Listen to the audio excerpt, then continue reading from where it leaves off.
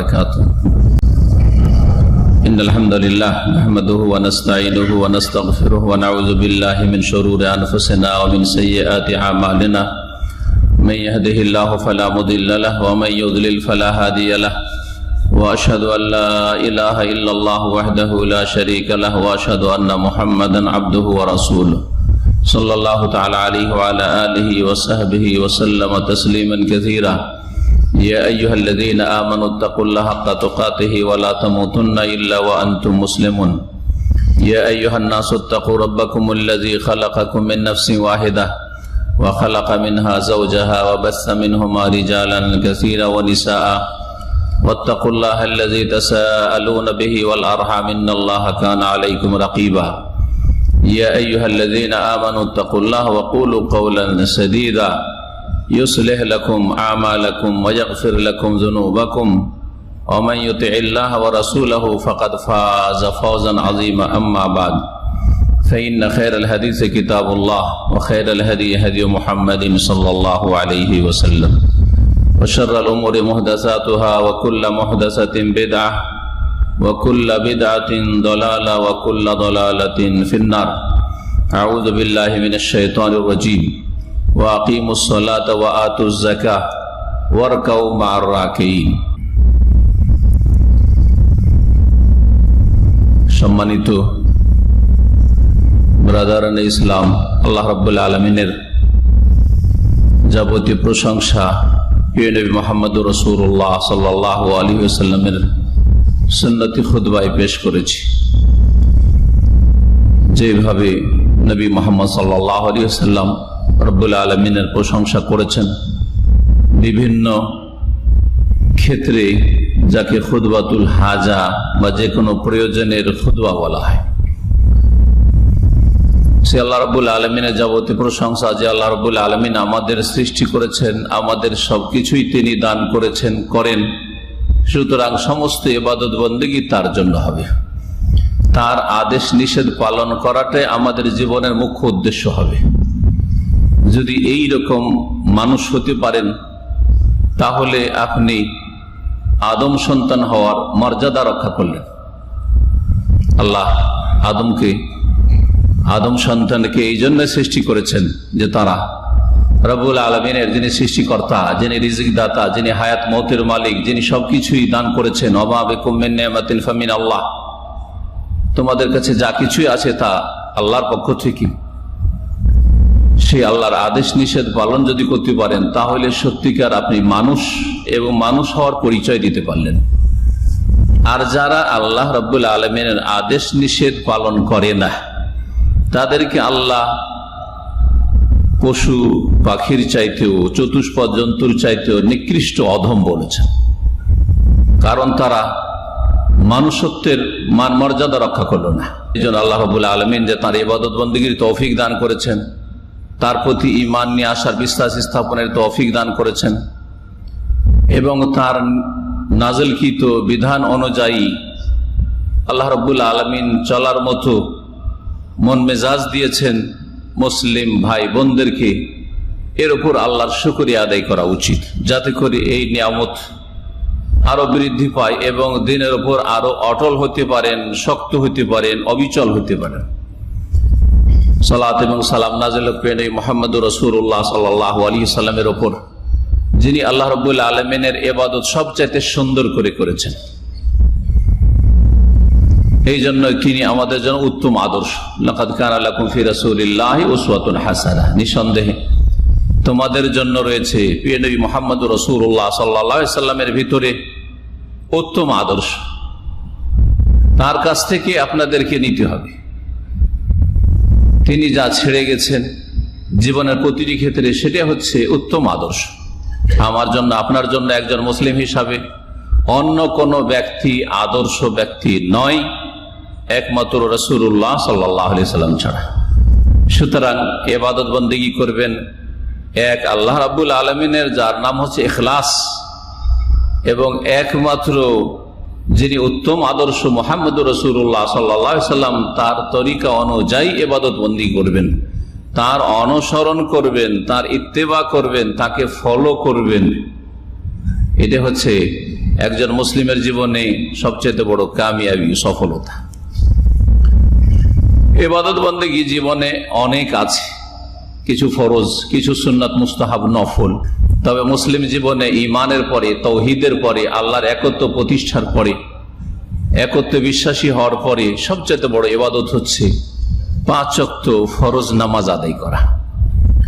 যতই সুন্নাত, নফল আর তাহাজ্জুদ পড়েন, সমস্ত নফল, সুন্নাত, তাহাজ্জুদ, সমস্ত ইবাদত বন্দেগী, সমস্ত নামাজের তুলনায় ফরজ নামাজের গুরুত্ব বেশি। আল্লাহর কাছে সবচেয়ে প্রিয় আমল হচ্ছে ফরজ আমলগুলি। এবং নামাজ পুরুষদেরকে আল্লাহর বিশেষ ঘরে অর্থাৎ মসজিদে একসাথে হয়ে, জামাতবদ্ধ হয়ে, জামাত সহকারে আদায় করতে হবে। এটি হচ্ছে ফরজ কাজ। নবী করিম সাল্লাল্লাহু আলাইহি সাল্লাম, অথচ তিনি রাসূলুল্লাহ সাল্লাল্লাহু আলাইহি সাল্লাম, রাসূলুল্লাহ, অনেক মাসাইলে, অনেক বিধিবিধানে ব্যতিক্রম তার হুকুম, তিনি আমাদের মতো নন। তারপরেও রাসূলুল্লাহ সাল্লাল্লাহু আলাইহি সাল্লাম সুস্থ অবস্থায় যেমন জামাতে নামাজ পড়েছেন, তেমনি অসুস্থ অবস্থায় জামাতে নামাজ পড়েছেন, যুদ্ধের অবস্থায় নামাজ পড়েছেন, জামাত করে নামাজ পড়েছেন, যেমন নিরাপদ অবস্থায় জামাত করে নামাজ পড়েছেন। যেখানে জানের ঝুঁকি, জান চলে যেতে পারে, ছেলেমেয়েরা এতিম হইতে পারে, স্ত্রী বিধবা হইতে পারে, মুসলিমদের বিজয় পরাজয়ে পরিণত হইতে পারে, এই রকমের ঝুঁকিপূর্ণ পরিস্থিতিতেও রাসূলুল্লাহ সাল্লাল্লাহু আলাইহি সাল্লাম জামাত সহকারে নামাজ পড়েছেন, পড়িয়েছেন, ইমামত করেছেন। এবং এটি হচ্ছে মহান আল্লাহর হুকুম। অনেকেই নামাজ পড়েন না, কিন্তু জাতিতে মুসলিম, তাদের কথা আজকে বেশি আলোচনা করব না, কারণ তারা নিজেরা মুসলিম দাবি করলেও তারা মুসলিম নয় কোরআন সুন্নাহর আলোকে। মুসলিম হইতে হইলে কমপক্ষে দিনে রাতে 17 রাকাত নামাজি হইতে হবে। আর তারপরে যারা নামাজ পড়েন তাদের সম্পর্কে আজকে আলোচনা করব।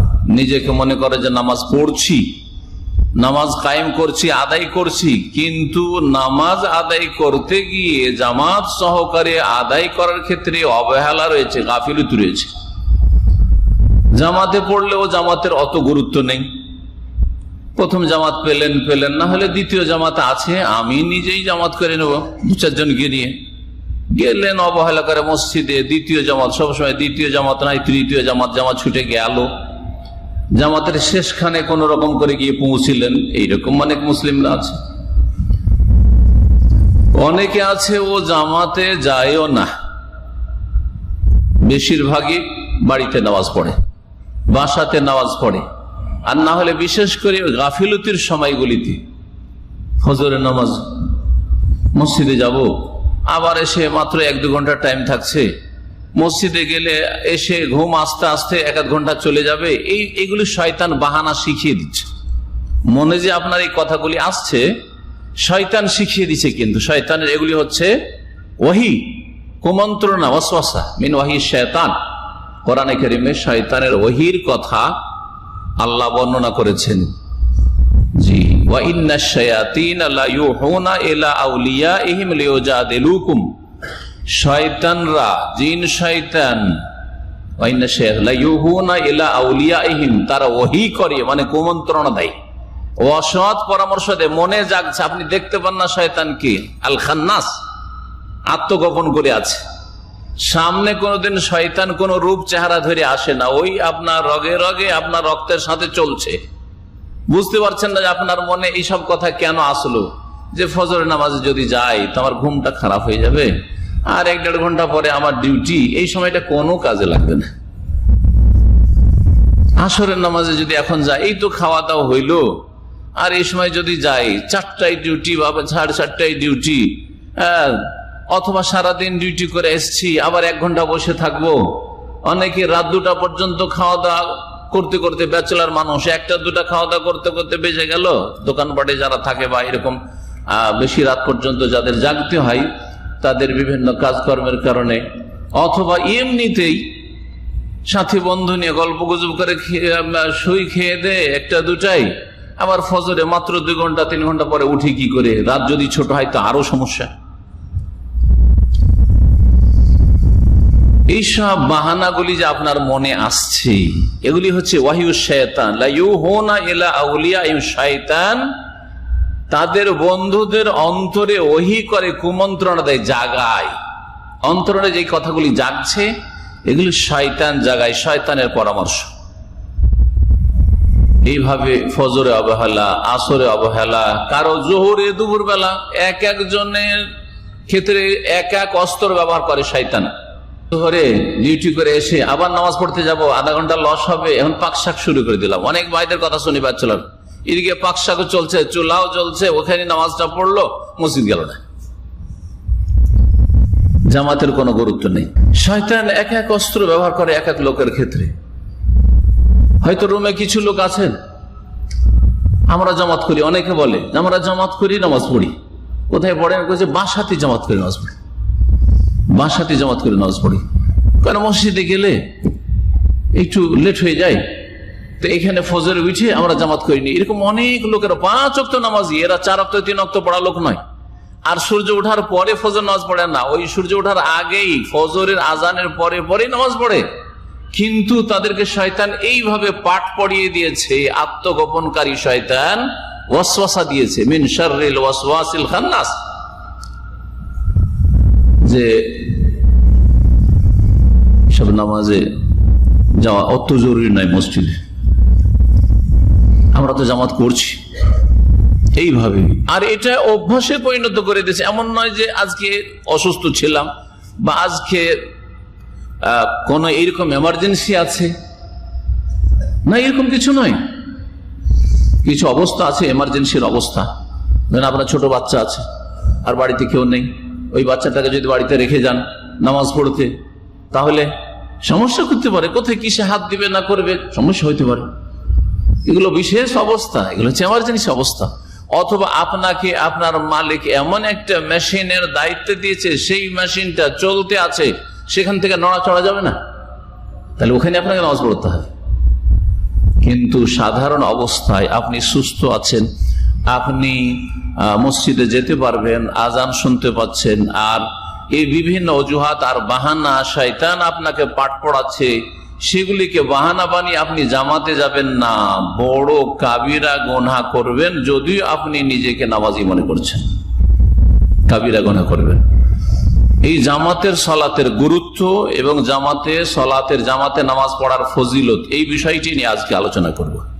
প্রথম কোরআনে কারীম থেকে আপনাদের সামনে আলোচনা করি যে আল্লাহ কোরআনে কারীমে জামাতের কথা বলেছেন কিনা, জামাতে নামাজ পড়ার কথা। হ্যাঁ, কোরআনে কারীম আছে, একটি আয়াতে না, একাধিক আয়াতে আছে।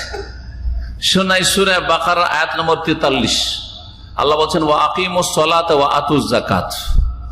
হে মানুষ, হে মুসলিম, তোমরা সালাত কায়েম করো, নামাজ প্রতিষ্ঠা করো, ওয়া আতুজ যাকাত, যাকাত প্রদান করো, ওয়ারকাউ মার রাকিন, আর যারা রুকুকারী অর্থাৎ মুসল্লি নামাজি, নামাজিদের সাথে হয়ে নামাজ পড়ো। ওয়ারকাউ মার রাকিন, তাফসীরকারগণ বলছেন যে ওয়ারকাউ মার রাকিন মানে হচ্ছে সাল্লু মাল মুসাল্লি, মুসল্লিদের সাথে নামাজ পড়ো, মাল জামা, জামাতের সাথে নামাজ পড়ো, জামাতের সাথে নামাজ পড়ো। নামাজ পড়ার আসল জায়গা পুরুষদের, ফরজ নামাজ পড়ার জায়গা বাড়ি নাই, ফরজ নামাজ পড়ার জায়গা হচ্ছে মসজিদ। এই বিষয়টি মনে রাখবেন, ফরজ নামাজ পুরুষদের পড়ার জায়গা বাড়ি নয়। সুন্নত নফল যতগুলি নামাজ রয়েছে, রাতের সুন্নাত হোক, তাহাজ্জুদ হোক, আর দিনের সুন্নাত হোক, আর ওই সুন্নতের রাতে বা 5 টাইম যে ফরজ নামাজের আগে আর পরে সুন্নত হোক, আর সলাতুদ দুহা হোক, এইরকম যতগুলি সুন্নাত নামাজ, নফল নামাজ হইতে পারে, সেগুলি বাড়িতে পড়া উত্তম, এতে কোনো সন্দেহ নেই। পীর মুহাম্মদ রাসূলুল্লাহ সাল্লাল্লাহু আলাইহি সাল্লামের প্রসিদ্ধ হাদিস, আফদালু সালাতিল মারই ফি বাইতিহি ইল্লাল মাকতুবা, পুরুষ মানুষের উত্তম নামাজ হচ্ছে বাড়িতে পড়া, ইল্লাল মাকতুবা, ফরজ ছাড়া। আফদালু সালাতিল মারই, পুরুষ মানুষের সবচাইতে উত্তম নামাজ হচ্ছে তার বাড়িতে নামাজ পড়া, ইল্লাল মাকতুবা, ফরজ ছাড়া। ফরজটা কোথায়? মসজিদে। আর ফরজ ছাড়া বাকি যত নামাজ আছে পুরুষদের, এই নামাজগুলি কোথায় পড়া উত্তম, কোথায় পড়া আফজল? ফি বাইতিহি, বাড়িতে। আমরা এই সুন্নতের খেলাফ কাজ করি। বিশেষ করে আমাদের উপমহাদেশের মানুষেরা, ভারত, বাংলাদেশ, পাকিস্তানের মানুষেরা একেবারে উল্টো এই হাদিসের। সবগুলি নামাজ মসজিদে পড়বেন, সব তো মাসও চলে যাচ্ছে হয়তো বাড়িতে কোনোদিন সুন্নাত পড়েন না।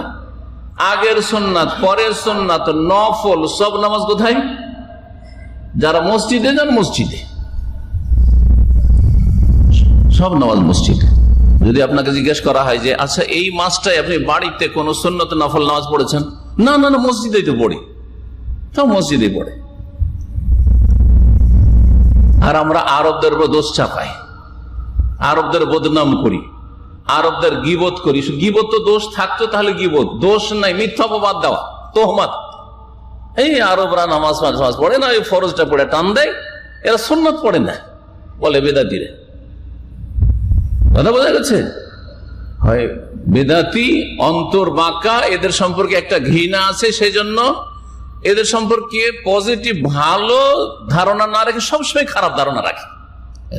কারণ অন্তরে বেদাত ভরা হয়েছে, সুতরাং সুন্নতের অনুসারীকে কখনো ভক্তি করতে পারে না। বড় একটা দোষ। ওর চলনই বাঁকা লাগে, যাকে দেখতে না পারি তার চলন বাঁকা, এই জন্য চলন শেষে বাঁকা লাগে। ও বাড়িতে পড়ছে, ভালো ওজোর তলাশ করি না, এরা সুন্নত পড়ে না, মিথ্যা অপবাদ দেয়। অথচ ওরাই আফজাল উত্তম কাম করছে। কি?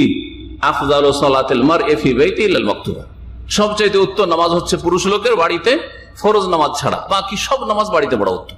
আর কিছু লোক আছে অজ্ঞ মানুষ, হয়তো অন্তরে আগে থেকে ঘৃণা নেই আরবদের উপর, হ্যাঁ, কিন্তু অজ্ঞ মানুষ, যা দেখে তাই মুখে বলে ফেলে, আর জানে না যে বাড়িতে সুন্নতগুলি পড়লে উত্তম। সুতরাং আরবরা উত্তম কাজটাই বাড়িতে করছে। আর মানুষ সম্পর্কে সবসময়, যে কোনো মানুষ সম্পর্কে, আরব হোক, অনারব হোক, মুসলিম হোক, এমনকি অমুসলিম সম্পর্কেও কখনো খারাপ ধারণা না রেখে সবসময় ভালো ধারণা রাখবেন। এটা হচ্ছে একটা ইসলামের চরিত্র, যা আল্লাহ সূরা হুজরাতে শিখিয়েছেন। ইজতানিবু কাসীরাম মিনাল যান, হে মুমিন মুসলিমরা, ইয়া আইয়ুহাল্লাযীনা আমানু, মুমিন সকল, ইজতানিবু কাসীরাম মিনাল যান, অনেক ধরনের কুধারণা থেকে, ধারণা থেকে নিজেকে বাঁচিয়ে রাখি। কারো সম্পর্কে ধারণা করা, অনুমান ভিত্তিক কথা বলা, আইডিয়াতে কথা বলা, এইরকম করিও না, বেঁচে থাকি। ইন্না বাদা জান্নে ইসমুন, কারণ কিছু কিছু ধারণা আছে যেগুলো গুনহার কাজ, নেগেটিভ ধারণা। রাত্রে দেখছেন, গভীর রাতে একটা লোক রাস্তায় দাঁড়িয়ে আছে,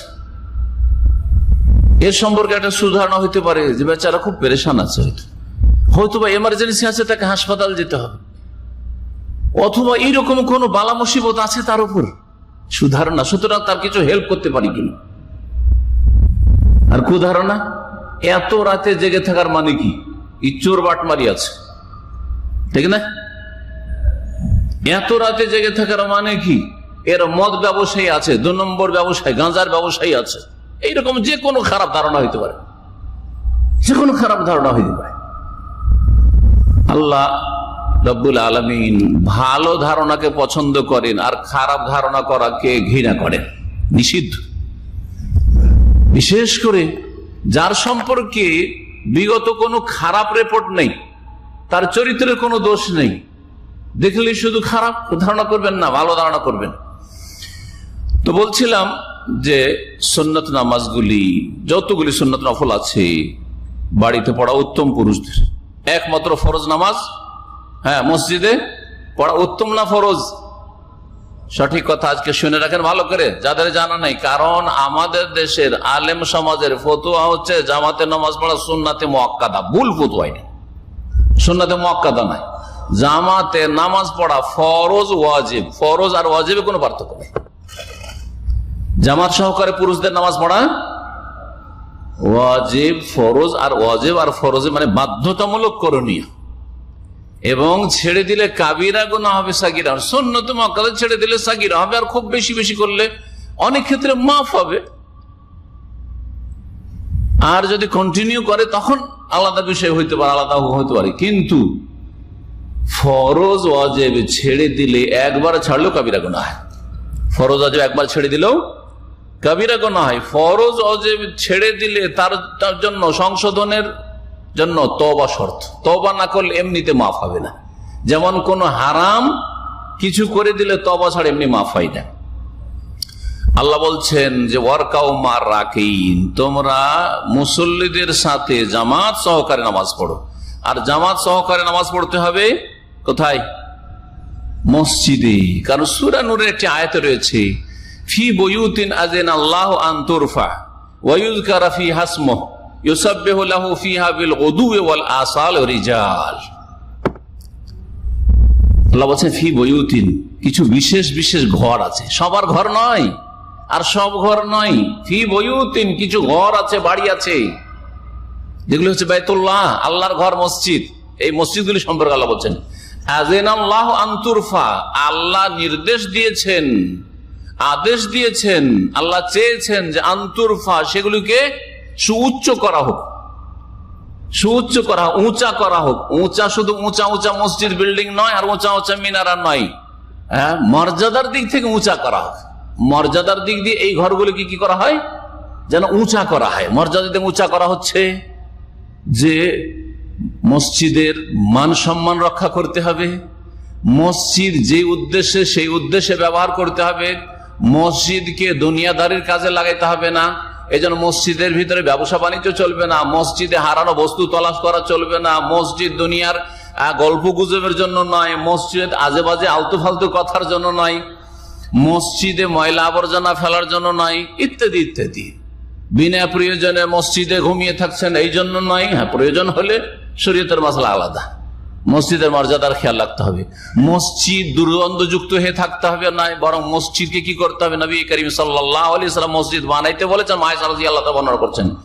এবং ওয়ান তুতাইয়াবা, যাতে করে সুগন্ধি দেওয়া হয়। তো মসজিদে আতর, সেন্ট দেওয়া, সুগন্ধি যুক্ত করা, এইটাও নবী করিম সাল্লাল্লাহু আলাইহি ওয়াসাল্লামের হুকুম। আর যদি আমাদের সবার বাড়ি পাকা হয়ে যায় তো মসজিদ কাঁচা থাকবে না, মসজিদও পাকা করতে হবে। মসজিদ পাকা করা মন্দ কাজ নাই, কিন্তু মসজিদ পাকা করলেন, মসজিদ সুন্দর করলেন, আর মসজিদের ইবাদত খারাপ, মানে মসজিদে মুসল্লি নাই, তাহলে আল্লাহর কাছে জবাব দিতে হবে। গোটা গ্রামের সমস্ত বাড়িঘর, প্রায় বাড়িঘর পাকা হয়ে গেছে, তাহলে এইসব বাড়িঘরের চাইতে সুন্দর করেন মসজিদ, অসুবিধা নেই, কিন্তু ওয়াহিয়া খারাবুম মিনাল হুদা যেন না হয়। হেদায়েতের ক্ষেত্রে মসজিদকে বিরান করবেন না, মসজিদকে আবাদ করতে হবে ইবাদত বন্দেগীর মাধ্যমে। আল্লাহ বলছেন যে কিছু ঘর রয়েছে ফি বুয়ুতিন আযিনাল্লাহু আন তুরফা, আল্লাহ হুকুম করেছেন যে সেই ঘরগুলোকে সম্মানিত করতে হবে, মর্যাদা দিতে হবে। ওয়া ইউযকার ফিহা ইসমুহু, আর সেই ঘরগুলিতে মানে মসজিদে আল্লাহর জিকির আজকার করতে হবে, মানে এই সালাতের মাধ্যমে জিকির করতে হবে। নামাজের, ফরজ নামাজের জিকিরটা সবচেয়ে বড় জিকির, সবচেয়ে বড় জিকির। কারণ এই জিকির হচ্ছে মুসলিম এবং কাফের মাঝে পার্থক্যকারী।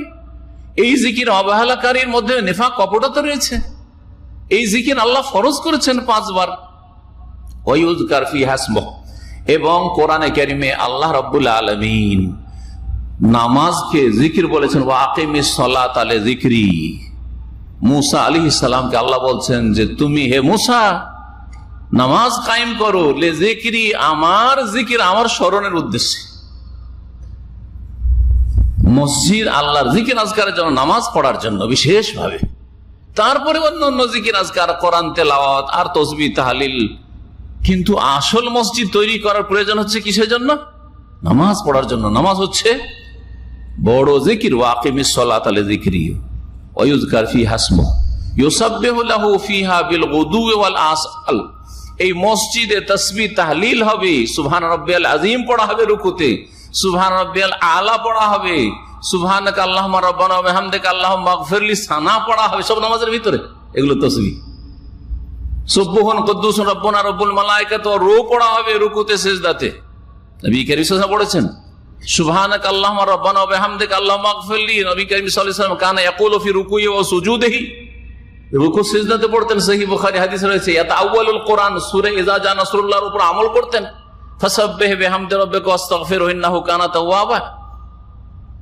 এই সূরা নবী সাল্লাল্লাহু আলাইহি ওয়াসাল্লামের শেষ জামানায় নাযিল হয়েছে, শেষ জীবনের দিকে। আর তারপর নবী সাল্লাল্লাহু আলাইহি ওয়াসাল্লাম রুকু সিজদাতে এই বড় তাসবিহগুলি পড়তেন।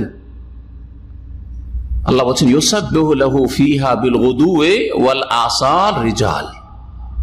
সকাল বিকাল, দিনে 5 টাইম, সকাল বিকাল বললে এই 5 ওয়াক্ত নামাজের দিকে ইঙ্গিত করা হয়েছে। কোরআনে 5 শব্দ ব্যবহার করা হয়নি, কিন্তু ইশারা ইঙ্গিতে 5 টাইম বলে দেওয়া হয়েছে।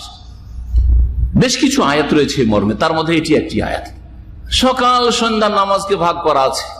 ফজরের নামাজ, তারপরে যোহর, আসর, মাগরিব, এশা, সূর্য গড়ে যাওয়ার পরে রাতের নামাজ, মাগরিব, এশা আর ফজর, এই 3টা রাতে। ইউসাব্বিহু লাহু ফিহা বিল গুদুওয়ি ওয়াল আসাল, সকাল বিকেল এই মসজিদে তাসবিহ করবে নামাজের ভিতরে, বিশেষ করে নামাজের ভিতরে তাসবিহ সবচেয়ে উত্তম তাসবিহ এবং ফরজ তাসবিহ, রুকুন তাসবিহ, নামাজের রুকুন ফরজ এগুলি। রেজাল, কিছু লোকেরা মানে মুসলিম লোকেরা, অমুসলিম নামাজ পড়তে আসবে না, এমন লোকেরা লা তুলহিহিম তিজারাতুন ওয়ালা বাইউন আন যিকরিল্লাহ, যাদেরকে তাদের ব্যবসা বাণিজ্য আর তাদের দুনিয়াদারি নামাজ থেকে গাফিল করতে পারে না, নামাজ থেকে অচেতন করতে পারে না, নামাজ থেকে পিছপা করতে পারেন না। ব্যবসাও চলছে, রুজিও চলছে, ডিউটিও চলছে, ঘুমও হচ্ছে, সব হচ্ছে, তার সাথে নামাজও ঠিক আছে। আল্লাহ প্রশংসা করেছেন এইরকম মুসলিমদের। রিজালুল্লাহ, এ কথা বলেনি যে ব্যবসা বাণিজ্য করিও না, কিন্তু আল্লাহ বলছেন লা তুলহিহিম তিজারাতুন ওয়ালা বাইউন আন যিকরিল্লাহ। আল্লাহর জিকির আজকার, এখানেও নামাজকে জিকির বলা হচ্ছে। এই নামাজ থেকে গাফিল করতে পারে না কোনো ব্যবসা বাণিজ্য, কাজ কর্ম, দুনিয়ার ব্যস্ততা, কারণ তারা আল্লাহকে ভয় করে। ইয়াখাফুনা ইয়াওমান তাতাকাল্লাবু ফীহিল কুলুব ওয়াল আবসার, সেই কিয়ামতের দিন, হাসরের মাঠ, বিচার দিবসকে ভয় করে, যেদিন মানুষ দিশে হারিয়ে ফেলবে, বেহুশ হয়ে যাবে। ওয়াতারান নাসা সুকারা, কোনো হুঁশ জ্ঞান থাকবে না মানুষের, দুশ্চিন্তায়, টেনশনে আর এই কিয়ামতের ভয়াবহতায়। তাহলে নামাজ আদায় করে এই দুটি আয়াতের সমন্বয় যে কথাটি বলতে চেয়েছি সংক্ষেপে এখন বলি, সেটা হচ্ছে যে আল্লাহ বলছেন ওয়ারকাউ মার রাকিন, মুসল্লিদের সাথে জামাতে নামাজ পড়ো।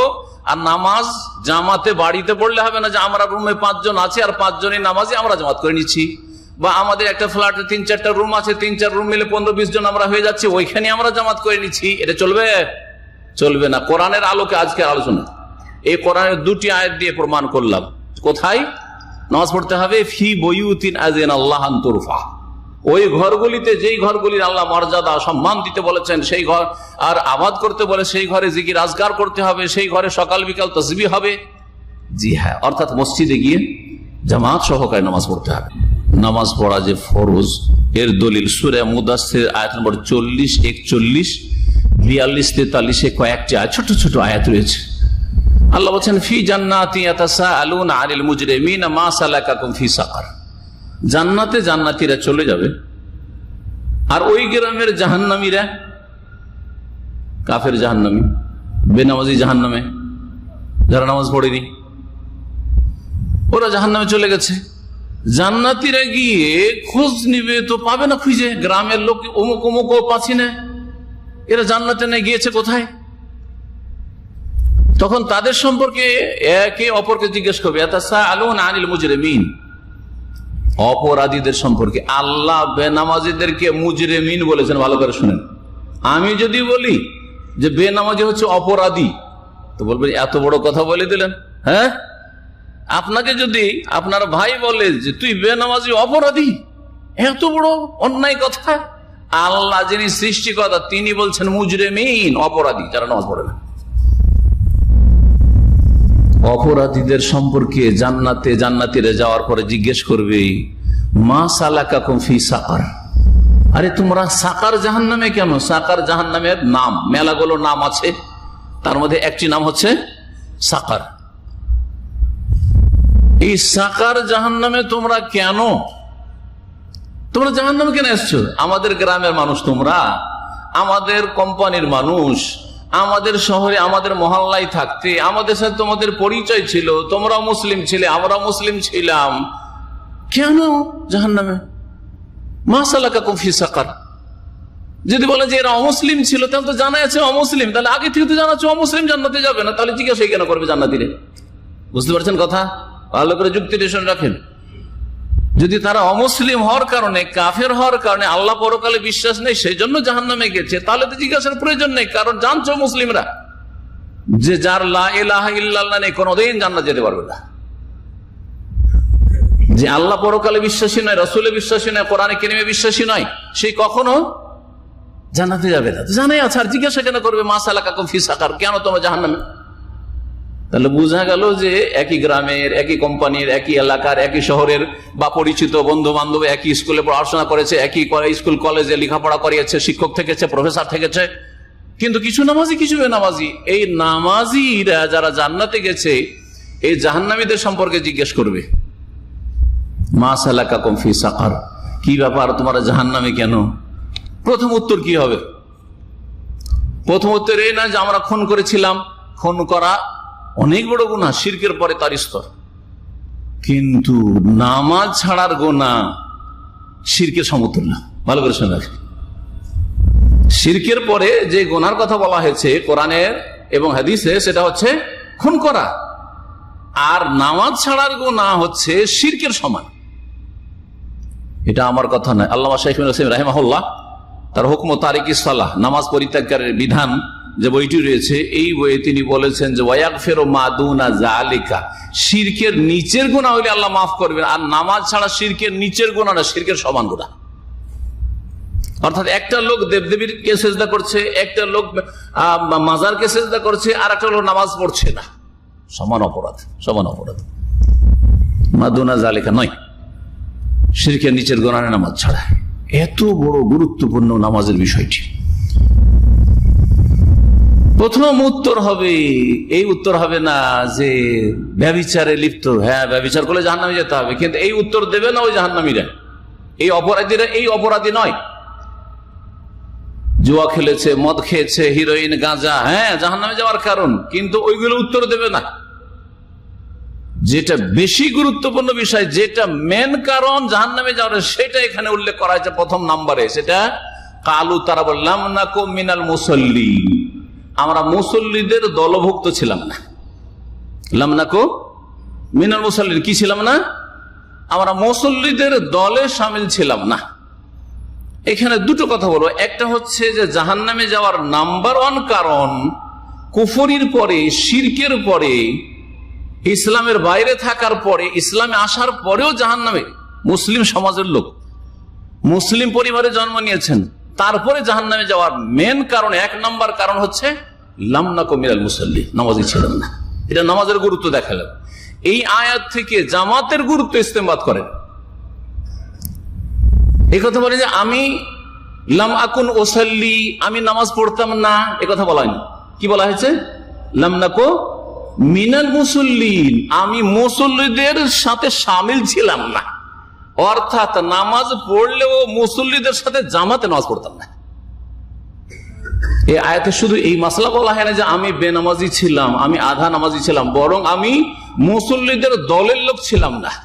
যেই লোক বাড়িতে নামাজ পড়ে, যে লোক ঘরে নামাজ পড়ে, এই আয়াত প্রমাণ করি যে নামাজিদের সাথে না থাকার কারণে, মানে মুসল্লিদের সাথে জামাতে নামাজ না পড়ার কারণে জাহান্নামে যেতে হয়েছে।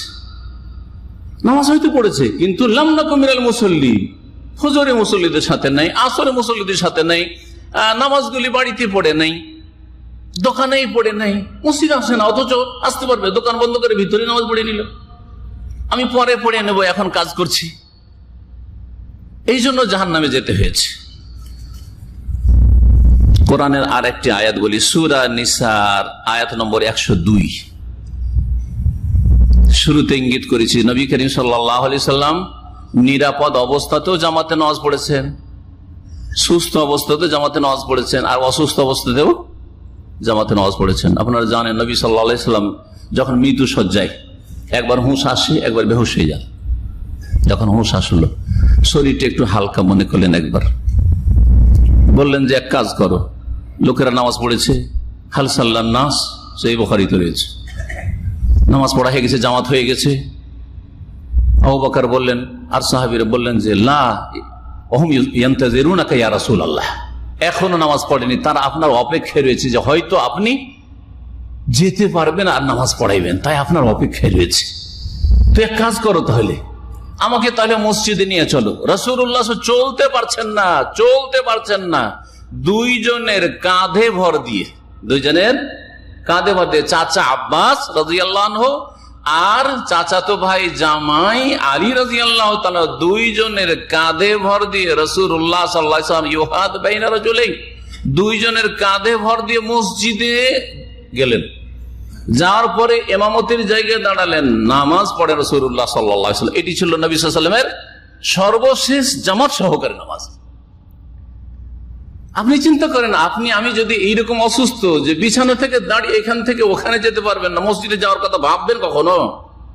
একটু অসুস্থ হইলে বাহানা, একটু মাথার ব্যথা হইলে বাহানা, একটু কোন রকম একটু বাহানা পেলেই হইল। হ্যাঁ, আর আপনার প্রিয় নবী মুহাম্মদুর রাসূলুল্লাহ সাল্লাল্লাহু আলাইহি ওয়াসাল্লাম এইরকম পরিস্থিতিতেও জামাতে যাচ্ছেন, দুইজনের কাঁধে ভর দিয়ে, একা চলতে পারছেন না সাল্লাল্লাহু আলাইহি ওয়াসাল্লাম। নবী করিম যেমন নিরাপদ অবস্থায়, যখন নিরাপত্তা থেকেছে তখনও জামাত করেছেন, এমনকি ভয় ভীতির অবস্থায় অস্ত্র চলতে পারে, যে কোনো সময় অস্ত্র চলতে পারে, যে কোনো সময়। এই সময় নামাজ শুরু করলে মুসলিমদের ওপর চারিদিক থেকে এমন হামলা হইতে পারে যে হেরে যেতে পারি, শেষ হয়ে যেতে পারি। তারপরে জামাত করে নামাজ পড়ছেন।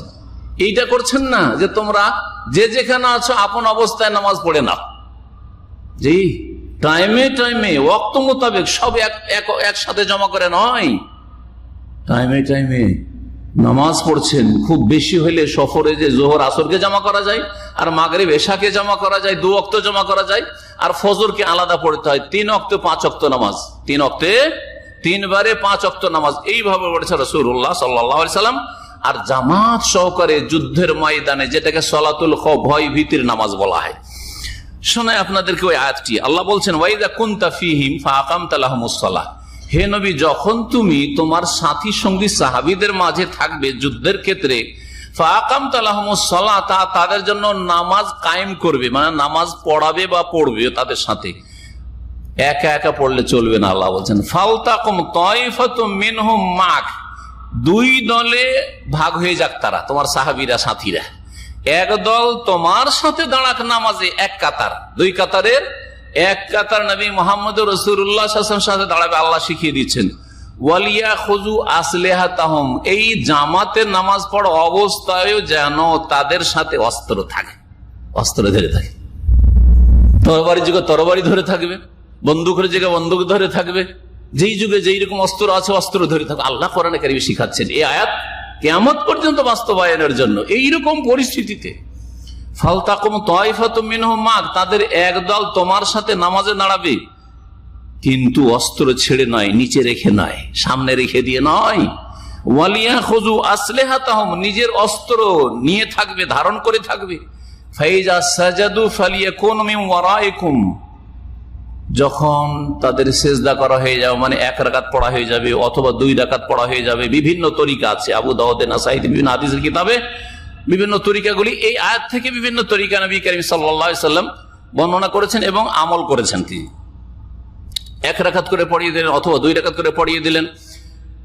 ফালিয়াকুনু মিন ওয়ারাইকুম, যখন 1 রাকাত করে পড়া হয় বা 2 রাকাত করে পড়া হয়ে যাবে, তখন এরা তোমার পিছনে চলে আসবে। ওয়ালতাতে তায়ফাতুন উখরা, এক দলের পড়া হয়ে গেল, নবী সাল্লাল্লাহু আলাইহি ওয়াসাল্লাম নামাজেই থাকলেন, এক লাইন চলে গেল, আরেক লাইন আরেক দল আসলো যারা দুশমনের সামনে পাহারা দিচ্ছিল। আল্লাহ বলছেন, ওয়ালতাতে তায়ফাতুন উখরা লাম ইউসাল্লু ফালিয়ুসাল্লু মাক, আরেক দল আসবে যারা এখনো নামাজ পড়েনি তোমার সাথে, ফালিয়ুসাল্লু, তারা তোমার সাথে জামাতে নামাজ পড়বে।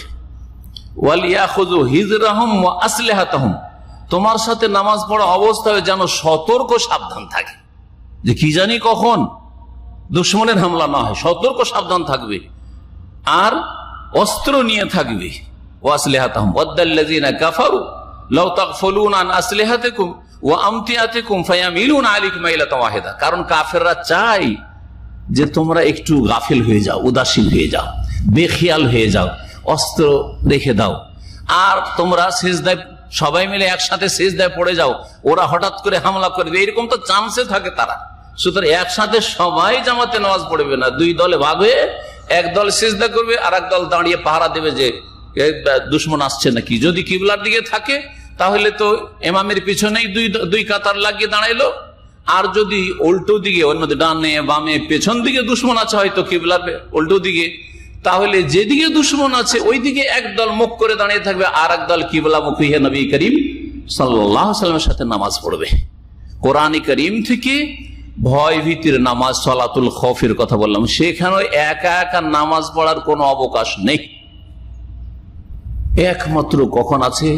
যখন সারা দিন অস্ত্র চলতি আছে, মানে যুদ্ধরত অবস্থায় অস্ত্র চলতি আছে, হামলা হইতে আছে, এই সময় জামাত কায়েম করা যাবে না। তখন অনুমতি রয়েছে যে একা একা অস্ত্র চলতে আছে নামাজ পড়ে নেবে। এই ক্ষেত্রেও চলবে না যে সারাদিন তো ওই কাজে ব্যস্ত আছি, এত নেকির কাজে ব্যস্ত আছি, এখন নামাজ পড়ার সময় কোথায়? না, অস্ত্র চালাচ্ছেন, প্রতিহত করছেন, হ্যাঁ, আর তার সাথে সাথে নামাজের শুরু থেকে শেষ পর্যন্ত সবকিছু পড়ছেন, তাকবীরে তাহরিমা থেকে সালাম পর্যন্ত অস্ত্র চলছেন, সব পড়াও চলছে। এইভাবেও নামাজ পড়তে হবে, ওয়াক্তে নামাজ পড়তে হবে, টাইমে নামাজ পড়তে হবে। ইন্নাস সালাতা কানাত আলাল মুমিনিনা কিতাবাম মাওকুতা, কারণ নির্দিষ্ট সময়ে নামাজ ফরজ করা হয়েছে, তার আগেও নামাজ হবে না আর তারপরেও টাইম পাস হয়ে গেলে নামাজ হবে না। একমাত্র শরীয়তি ওজর হচ্ছে দুটো ওজর: অনিচ্ছাকৃত ঘুম চলে এসেছিল, জাগতে পারেনি, অনিচ্ছাকৃত, অথবা ভুলে গেছিলেন, মনে ছিল না যে এই নামাজ পড়িনি, যখন মনে হয়েছে পড়ে নেব, আর যখনই ঘুম ভেঙেছে সাথে সাথে নামাজ পড়ে নিতে হবে। আল্লাহ রাব্বুল আলামিন এই নির্দেশ দিয়েছেন। আয়াত সম্পর্কে আলোচনা করলাম। আশা করি একজন মানুষ যদি হেদায়েতের রাস্তা পেতে চায় তাহলে কোরআনের এই আয়াতগুলি জামাতের গুরুত্ব বোঝার জন্য আর জামাতে নামাজ পড়ার ক্ষেত্রে তৎপর হওয়ার জন্য, সক্রিয় হওয়ার জন্য যথেষ্ট, যে আমার জামাত ছুটবে না। কারণ আল্লাহ কোরআনের যে বিষয়টি বয়ান করেছেন, দেখেন, চিন্তা করেন যে কোরআনে খামসো সালাওয়াতিন, 5 টাইম নামাজ পড়তে হবে, এ কথাই বয়ান করেননি, কিন্তু জামাতে নামাজ পড়তে হবে এ কথা বয়ান করেছেন। কোনদিন এই বিষয়গুলো চিন্তা করেছেন? 5 টাইম নামাজ পড়তে হবে এটা হাদিসে আছে, খামসো সালাওয়াতিন ফি কুল্লি ইয়াউমিন ওয়া লাইলা, তাই না? 17 রাকাত নামাজ পড়তে হবে, কোথাও কোরআন আছে? 17 রাকাত দিনে ফরজ আছে কোরআনে? কোরআনে কোথাও নেই। কিন্তু জামাতে নামাজ পড়তে হবে এ কথা কোরআনে কারীমের কয়েকটি আয়াত আপনাদের সামনে পেশ করলাম। যার ফলে জামাতে নামাজ পড়াকে এত হালকা মনে করবেন না, অবহেলা করবেন না, আর মনে করবেন না যে সুন্নত কাজ, পড়লে 27 গুণ 25 গুণ পেতাম, পড়লাম না তো গেল। আল্লাহ রাব্বুল আলামিন যেন আমাদেরকে হেদায়েতের পথে কায়েম রাখেন, ঈমানকে আমাদের মজবুত করেন, আখিরাত সম্পর্কে আমাদের বেশি চিন্তাশীল হওয়ার তৌফিক দান করেন, দুনিয়ার স্বার্থকে, দুনিয়ার গরজকে, দুনিয়ার আরামকে আল্লাহ যেন তুচ্ছ মনে করার তৌফিক দান করেন। হাদিস শুনে আপনাদেরকে বেশ কিছু হাদিস রয়েছে দলিল যে জামাতে নামাজ পড়া অত্যন্ত গুরুত্বপূর্ণ বিষয়, বরং ফরজ বিষয়। আবু হুরায়রা রাদিয়াল্লাহু তাআলা থেকে বর্ণিত, তিনি বলেন, সামি'তু রাসূলুল্লাহ সাল্লাল্লাহু আলাইহি ওয়াসাল্লাম ইয়াকুল, আমি রাসূলুল্লাহ বলতে শুনেছি, আরাআইতুম লাউ আন্না নাহরান বিবাবি আহাদিকুম ইয়াগতাসিলু ফিহি কুল্লা ইয়াউমিন খামসান, আচ্ছা বলো তো, তোমাদের বাড়ির সামনে যদি নদী থাকে প্রবাহিত, লাউ আন্না নাহরান বিবাবি আহাদিকুম, তোমাদের বাড়ির গেটের সামনে, বেশি দূরে যেতে হবে, কারণ দূরে নদী থাকলে মাঝে মাঝে যায় গোসল করতে, তাই না? কিন্তু গেটের সামনে নদী থাকলে কি আর কুয়াতে গোসল করবেন, নলকূপে গোসল করবেন, পুকুরে গোসল করবেন? কেউ পাগল আছে যে বাড়ির গেটে আছে নদী, এত ফ্রেশ পানি আর পুকুরে গোসল করবেন? ময়লা আবর্জনা যেখানে জমে আছে, না, কখনো করবেন না। তোমাদের বাড়ির গেটের সামনেই যদি নহর থাকে, নদী প্রবাহিত থাকে, অন্য রিওয়ায়াত রয়েছে নাহারিন জারিন, চলন্ত মান বহমান নদী রয়েছে, ইয়াগতাসিলু মিনহু কুল্লা ইয়াউমিন খামসা মাররাত, প্রতিদিন 5 বার করে যদি কেউ গোসল করে, আমরা দিনে, বাঙালি জাতির গুণ হচ্ছে দিনে 1 বার গোসল করতে হবে, ঠিক কিনা? এটা ভালো গুণ আমাদের। কিন্তু যারা বাংলাদেশ থেকে বা নিজের এলাকা থেকে অন্য এলাকায় যায়নি, অন্য জাতির সাথে মিশেনি, তারা জানবে না এটা বিষয়, আমাদের দেশের মানুষরা জানে না। কিন্তু আমরা আরব দেশে আসার পরে, বা আমরা উত্তরপ্রদেশে লেখাপড়া করেছি, ইউপিতে উর্দু ভাষীদের মাঝে ছাত্রদের সাথে থেকেছি, এই জন্য আমরা দেশ থেকেই জানি। আমরা ডেইলি গোসল করাটা ফরজও না, সুন্নাতও না, তারপরেও ডেইলি গোসল করি না? ডেইলি একটা গোসল দিতেই হবে, বাইরে কাজ করি আর না করি একটা করে গোসল করতে হবে দুপুরবেলা। কিন্তু যদি খুব ভালো হয় তো সপ্তাহে একটা গোসল, যদি খুব ভালো হয় তো সপ্তাহে একটা গোসল, শুক্রবার গোসল। অনেকে শুক্রবার গোসল করে কি করে না, ওদের পাশে নামাজ পড়লে অবস্থা খারাপ হয়ে যাবে, অবস্থা খারাপ হয়ে যাবে, গন্ধে খুশু খুশু সব নষ্ট হয়ে যাবে।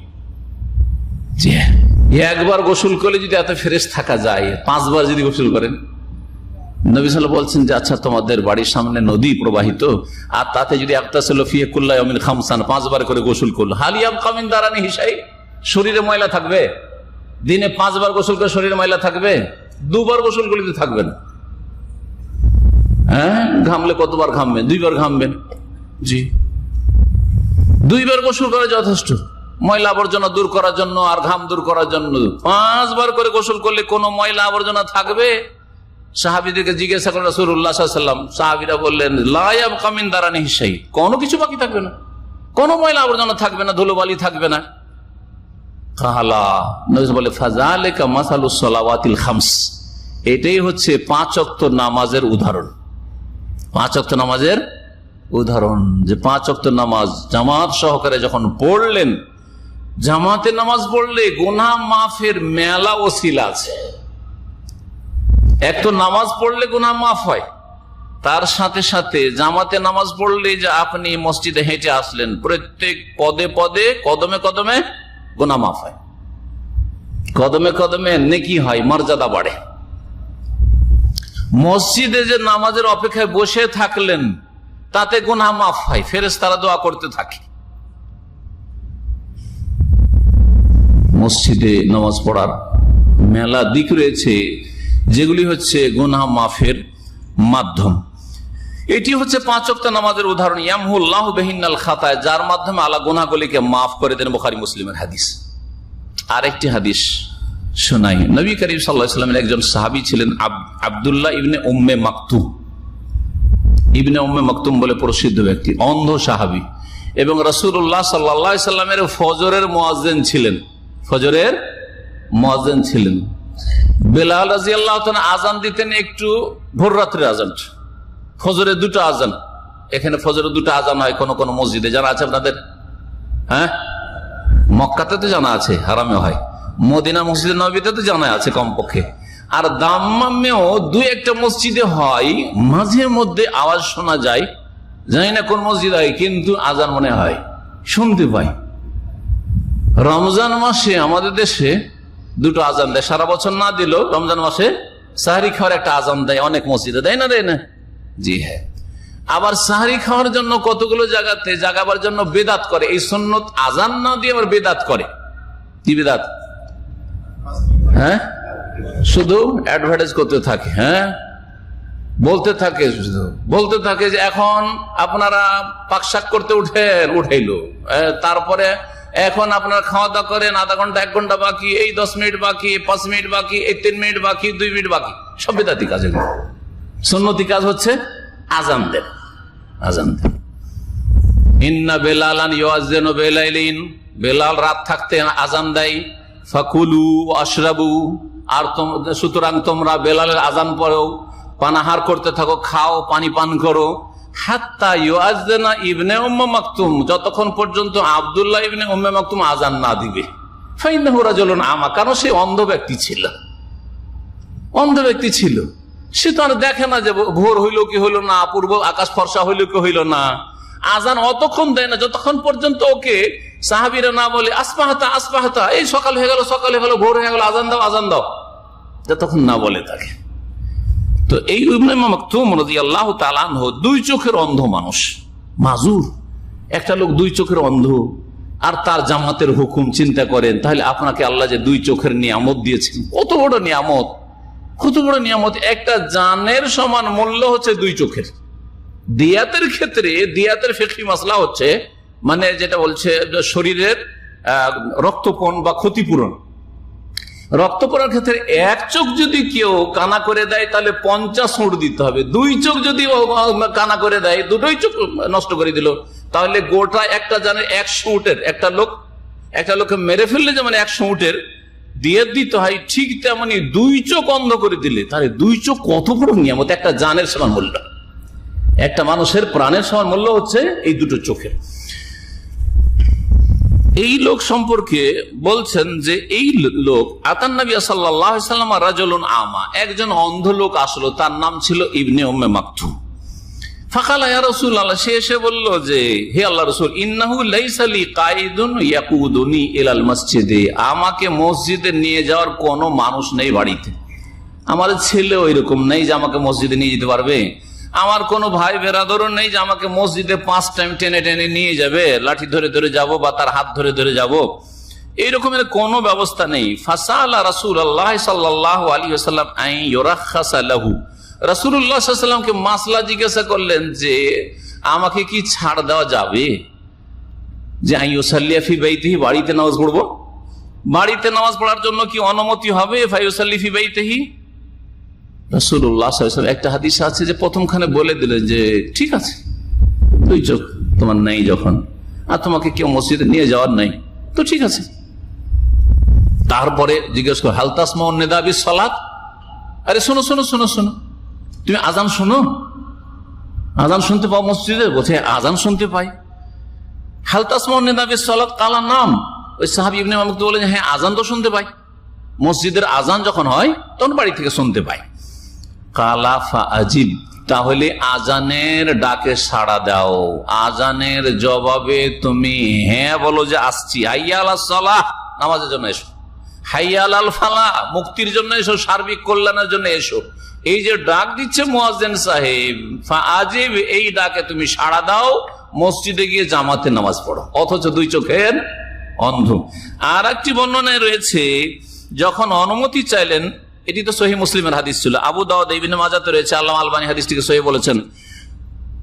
নবী করিম সাল্লাল্লাহু তাকে বললেন যে শোনো, মা আজেদুল্লাকা রুখসা, তোমার জন্য শরীয়তে কোনো ছাড় পাই না, আল্লাহর পক্ষ থেকে তোমার দুই চোখ নেই, তবুও তোমার জন্য কোনো ছাড় পাচ্ছি না, সুযোগ সুবিধা পাচ্ছি না যে তোমাকে অনুমতি দিব যে বাড়িতে নামাজ পড়া। মা আজেদুল্লাকা রুখসা, তোমার জন্য কোনো ছুটি নেই, নামাজ মসজিদে এসে পড়তে হবে। চিন্তা করেন, তাহলে আপনার জন্য রক্ষা আছে? হ্যাঁ, আমার জন্য ছুটি আছে? কোন মুসলিমের জন্য ছুটি আছে সুস্থ মানুষ? না, কোনো ছুটি নেই।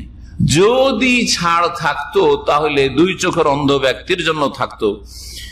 আর একটি রয়েতে রয়েছে যে বাড়ি কাছেও ছিল না, এমনও ভাবতে পারেন যে হয়তো তার বাড়িটা মসজিদের পাশে ছিল, এই কথাটা আরো স্পষ্ট হোক। ইবনে উম্মে মাকতুম নিজে বর্ণনা করেছেন হাদিস, আর বলছেন কুলতু লিন নবী সাল্লাল্লাহু আলাইহি ওয়াসাল্লাম, আমি নবী সাল্লাল্লাহু আলাইহি ওয়াসাল্লাম বললাম যে ইয়া রাসূলুল্লাহ ইন্নী কাবীরুন, আমি বৃদ্ধ মানুষ। আরে যুবক না, যুবক অন্ধ তো একটু শরীরে শক্তি আছে তাই না, না বুড়ো হয়ে গেছে। ইন্নী কাবীরুন দারিরুন, আর দুই চোখের অন্ধ মানুষ, বুড়ো মানুষ, দুই চোখের অন্ধ মানুষ। আর শাসে উদ্দারে, বাড়ি আমার মসজিদ থেকে অনেক দূরে। শাসে উদ্দারে মানে বাইদুদ্দারে, বাড়ি আমার মসজিদ নববী থেকে দূরে, কাছেও না। ওয়ালাইসা লি কায়দুন ইউলাইমুনি, আর আমাকে যে টেনে নিয়ে আসবে, ধরে নিয়ে আসবে মসজিদে, এইরকম কোন মুনাসিব উপযুক্ত ব্যক্তিও নেই। ফাহাল তাজাদুলি রুখসা, আমার জন্য কোনো ছাড় টাড় আছে? নবী সাল্লাল্লাহু আলাইহি ওয়াসাল্লাম বলে হাল তাসমাউন নিদা বিস সালাতে, নামাজের আজান শুনতে পাও, একামত শুনতে পাও, আজান বিশেষ করে। কুলতু নাম, হ্যাঁ শুনতে পাই। কালা মা আজেদুল্লাকা রুখসা, তোমার জন্য কোনো ছাড় পাচ্ছি না, কোনো ছাড় পাচ্ছি না। চিন্তা করুন, এই হাদিস কি স্পষ্ট করে না যে জামাতে নামাজ পড়া কি সুন্নাত না, কি ফরজ ওয়াজিব? অন্ধ লোকের ক্ষেত্রেও নবী করিম সাল্লাল্লাহু আলাইহি ওয়াসাল্লাম অনুমতি দিলেন না। ইমাম বুখারী রাহমাতুল্লাহ আলাইহি, মুহাদ্দিসিনদের নাম নিলে এক নম্বরে তার নাম নিতেই হবে।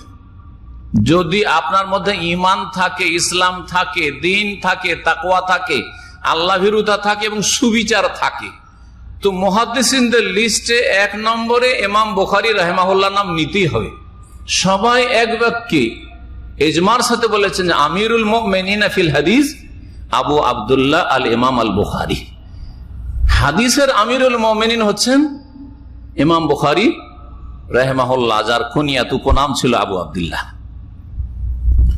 তিনি বলছেন তার অধ্যায় শুনে, বুখারীর একটা অধ্যায় চ্যাপ্টার শুনে, বাংলা বুখারী পড়লে এই চ্যাপ্টারটা পাবেন, বাবু ওজুবে সলাতিল জামাআতি, এই অধ্যায় হচ্ছে নামাজ জামাতে পড়া ওয়াজিব সম্পর্কে।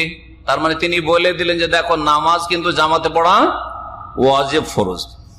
ওয়াকাল আল হাসান, তারপর হাসান বসরি রাহিমাহুল্লাহর উক্তি নকল করছেন তিনি। ইমাম বুখারী রাহিমাহুল্লাহ প্রখ্যাত তাবি হাসান বসরি রাহিমাহুল্লাহর উক্তি নকল করছেন। বলছে, ইন মানাতু উম্মুহু আনিল ইশাই ফিল জামাতে শাফাকাতান লাম ইউতিহা। একজন ছেলে 18 বছর 20 বছরের বা 15 বছর বেশি হয়ে গেছে, সাবালক হয়ে গেছে, এশার নামাজে অন্ধকার।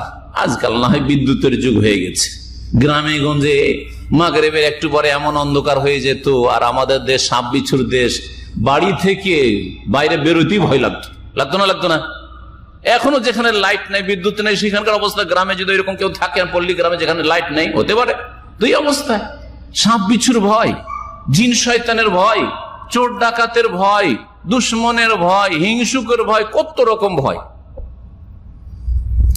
মা যদি বলে যে বাবারে তোকে এশার নামাজ পড়তে যেতে দেবো না, অন্ধকারে এশার নামাজ পড়তে যেতে দেবো না। মা যদি বলে ছেলে স্কুল কলেজ ইউনিভার্সিটিতে পড়ে, মেডিকেলে পড়ে, তোর লেখাপড়া অনেক চাপ রয়েছে, তোর পরীক্ষা আছে, তোর রেজাল্ট ভালো করতে হবে, তোকে জীবনে সাইন করতে হবে, এই করতে হবে, সেই করতে হবে, সুতরাং তুই এত কষ্ট করে পড়াশোনা করিস, ফজরে যেতে হবে না। এইরকম যদি কোনো মা বলে, বাপের আগে মায়ের কথা মানতে হবে, বাপের আগে মায়ের কথা মানতে। এই জন্য মায়ের কথা তিনি বলেছেন। আর না হলে বাপও যদি বলে, বাপ হোক আর মায় হোক, যদি বলে যে বাবা তুই এত গভীর রাত 2টা 3টা পর্যন্ত পড়াশোনাই করিস, আর ফজর খানে একটু ঘুমা, সকাল 7টায় আবার তোকে স্কুল যেতে হবে, তুই ফজরটায় যাস না, যদি বাপ বলে বা মা বলে। এইরকমই মাসালা তিনি বলছেন, ইন মানাতহু উম্মুহু আনিল ইশাই ফিল জামাতি, জামাতে যেতে মা যদি বারণ করে যে এশাতে অন্ধকারে কি বিপদ আপদ হয়, মেলা দুশ্মন আছে, তুই যাইস না বাইরে, শাফাকাতান, মায়া করে। মা কি করছে? ছেলের মায়া করছে। বলছেন ইমাম বুখারী রাহিমাহুল্লাহ মাসলার উত্তরে, লাম ইউতিআ, তাহলে সে মায়ের কথা মানবে না, শুনবে না, মায়ের আনুগত্য করবে না। বুঝতে পারলেন মাসলা? অথচ আল্লাহর পরে কার হক? আল্লাহর পরে মাতা পিতার হক। ওয়াকাযা রাব্বুকা আল্লা তা'বুদু ইল্লা ইয়াহু ওয়া বিল ওয়ালিদাইনি ইহসানা, এক আল্লাহ ছাড়া কারো ইবাদত করিও না, নাম্বার 1। তারপরে ওয়া বিল ওয়ালিদাইনি ইহসানা, মাতা পিতার সাথে সদাচরণ করো। ওয়াবুদুল্লাহ ওয়া লা তুশরিকু বিহি শাইআ ওয়া বিল ওয়ালিদাইনি ইহসানা, এক আল্লাহর ইবাদত করো, তার সাথে কোনো কিছুকে শরীক করিও না। ওয়া বিল ওয়ালিদাইনি ইহসানা, মাতা পিতার সাথে সদাচরণ করো। হতে পারে মা রেগে যেতে পারে আপনার এশার নামাজ অন্ধকারে যাওয়ার জন্য, আপনার ফজরে যাওয়ার জন্য, আপনার এইরকম ভাবে 1 ঘন্টা 2 ঘন্টা ঘুম হয়নি আর উঠে যাওয়ার জন্য মা রাগ করতে পারে না। লাম ইউতিআ, এই মায়ের কথা শুনবেন না, মায়ের কথা শুনবেন না। কারণ লা তাআতা লিমাখলুকিন ফি মাসিয়াতিল খালিক, কোন সৃষ্টির আনুগত্য করা যাবে না স্রষ্টার নাফরমানি করে। আল্লাহর নাফরমানি, আল্লাহকে নারাজ করে, অসন্তুষ্ট করে মাকে রাজি করবেন, বাপকে রাজি করবেন, ওস্তাদকে রাজি করবেন না, এটা চলবে। এই তো মাসলা বললাম ইমাম বুখারী রাহমাতুল্লাহ আলাইহির মাসলা, যেটা তিনি অধ্যায়ে বলছেন। তারপরে যে হাদিসটি নিয়ে এসেছেন সেই হাদিসটা শোনায়, নামাজ জামাতে যে ফরজ, এই মর্মে বলছেন। আনাবি হুরায়রা আন্না রাসূলুল্লাহ সাল্লাল্লাহু আলাইহি ওয়াসাল্লাম আবু হুরায়রা রাদিয়াল্লাহু তাআলা আনহু বর্ণিত, রাসূলুল্লাহ বলেন, ওয়াল্লাযী নাফসি বিয়াদি, সে আল্লাহর কসম করে বলছে যার হাতে আমার জান রয়েছে, প্রাণ রয়েছে, লাকাদ হামামতু আন আমরা বিহাতাবিন ফায়ুহতাব, আমার ইচ্ছা হচ্ছে যে আমি কিছু লকড়ি কাঠি জমা করতে বলি, সেগুলি জমা করা হোক, লকড়ি জ্বালানি। সুম্মা আমরা বিসসালাতি ফায়ুআযানা লাহা, তারপরে নামাজের আজান দিতে বলি। সুম্মা আমরা রাজুলান ফায়াউমুন নাস, তারপরে আমি ইমামতি না করে একজন মানুষকে নিযুক্ত করি, হুকুম দিই যে তুমি নামাজটা পড়িয়ে দিও। সুম্মা উখালিফু ইলা রিজালিন, তারপরে আমি চলে যাই ওই লোকগুলির উদ্দেশ্যে যেই লোকগুলি কি করে, নামাজে হাজির। ফাউহাররিকু আলাইহিম বুয়ুতাহুম, তাদের বাড়িগুলি আমি জ্বালিয়ে দিই সেই লোকগুলির উদ্দেশ্যে, সেই লোকগুলির বাড়িগুলিকে যারা লা ইয়াশহাদুনা সালাতা, নামাজে হাজির হয় না, নামাজে যারা হাজির জামাতে হয় না। এই কথা বলেননি যে তারা নামাজ পড়ে না, লা ইউসাল্লুন ইয়াতরুকুনা সালাতা, এইসব কথা বলেন। লা ইয়াশহাদুনা আসসালাতা লা ইয়াশহাদুনাল জামাতা, জামাতে হাজির হয় না, নামাজে হাজির হয় না মসজিদে, তাদের বাড়িগুলি জ্বালিয়ে দেওয়ার ইচ্ছা হচ্ছে আমার। নবী করিম সাল্লাল্লাহু আলাইহি ওয়াসাল্লাম জ্বালিয়ে দেওয়ার ইচ্ছা করেছে। মানুষকে জ্বালিয়ে পুড়িয়ে আযাব দেওয়া যায় না, বা জ্বালিয়ে পুড়িয়ে একমাত্র আল্লাহ আযাব দেবেন, জ্বালিয়ে পুড়িয়ে কাউকে শাস্তি দেওয়া যায় না, পানিশমেন্ট করা যায় না। ধরেন একটা লোক খুন করেছে, তাকে জ্বালানো যাবে না। একটা লোক জিনা করেছে, পাথর দিয়ে রজম করা যাবে, বিবাহিত করবে, কিন্তু তাকে আগুনে জ্বালানো যাবে না। তো নবী সাল্লাল্লাহু আলাইহি ওয়াসাল্লাম যে বাড়ি ঘর জ্বালাতে চাইলে তো মানুষগুলো জ্বলে যাবে না? প্রশ্ন উঠে যে কেমন কথা। নবী সাল্লাল্লাহু আলাইহি ওয়াসাল্লাম বলছেন ইন্নাহু লা ইউআযাবু বিন-নারি ইল্লা রাব্বুন নারে, আগুন দিয়ে শাস্তি একমাত্র কে দেবেন? যিনি আগুনের মালিক, রব আল্লাহ। আগুন দিয়ে তাহলে কোন অপরাধীকে জ্বালিয়ে শাস্তি দেওয়া যাবে না। কিন্তু নবী সাল্লাল্লাহু আলাইহি ওয়াসাল্লাম বলছেন যে যারা জামাতে হাজির হয় না তাদের বাড়িগুলি জ্বালিয়ে দেব। হতে পারে যে আগুন দিয়ে কাউকে শাস্তি দেওয়া যায় না, এই মাসলাটি পরে নবী সাল্লাল্লাহু আলাইহি ওয়াসাল্লামের কাছে ওহী করা হয়েছে।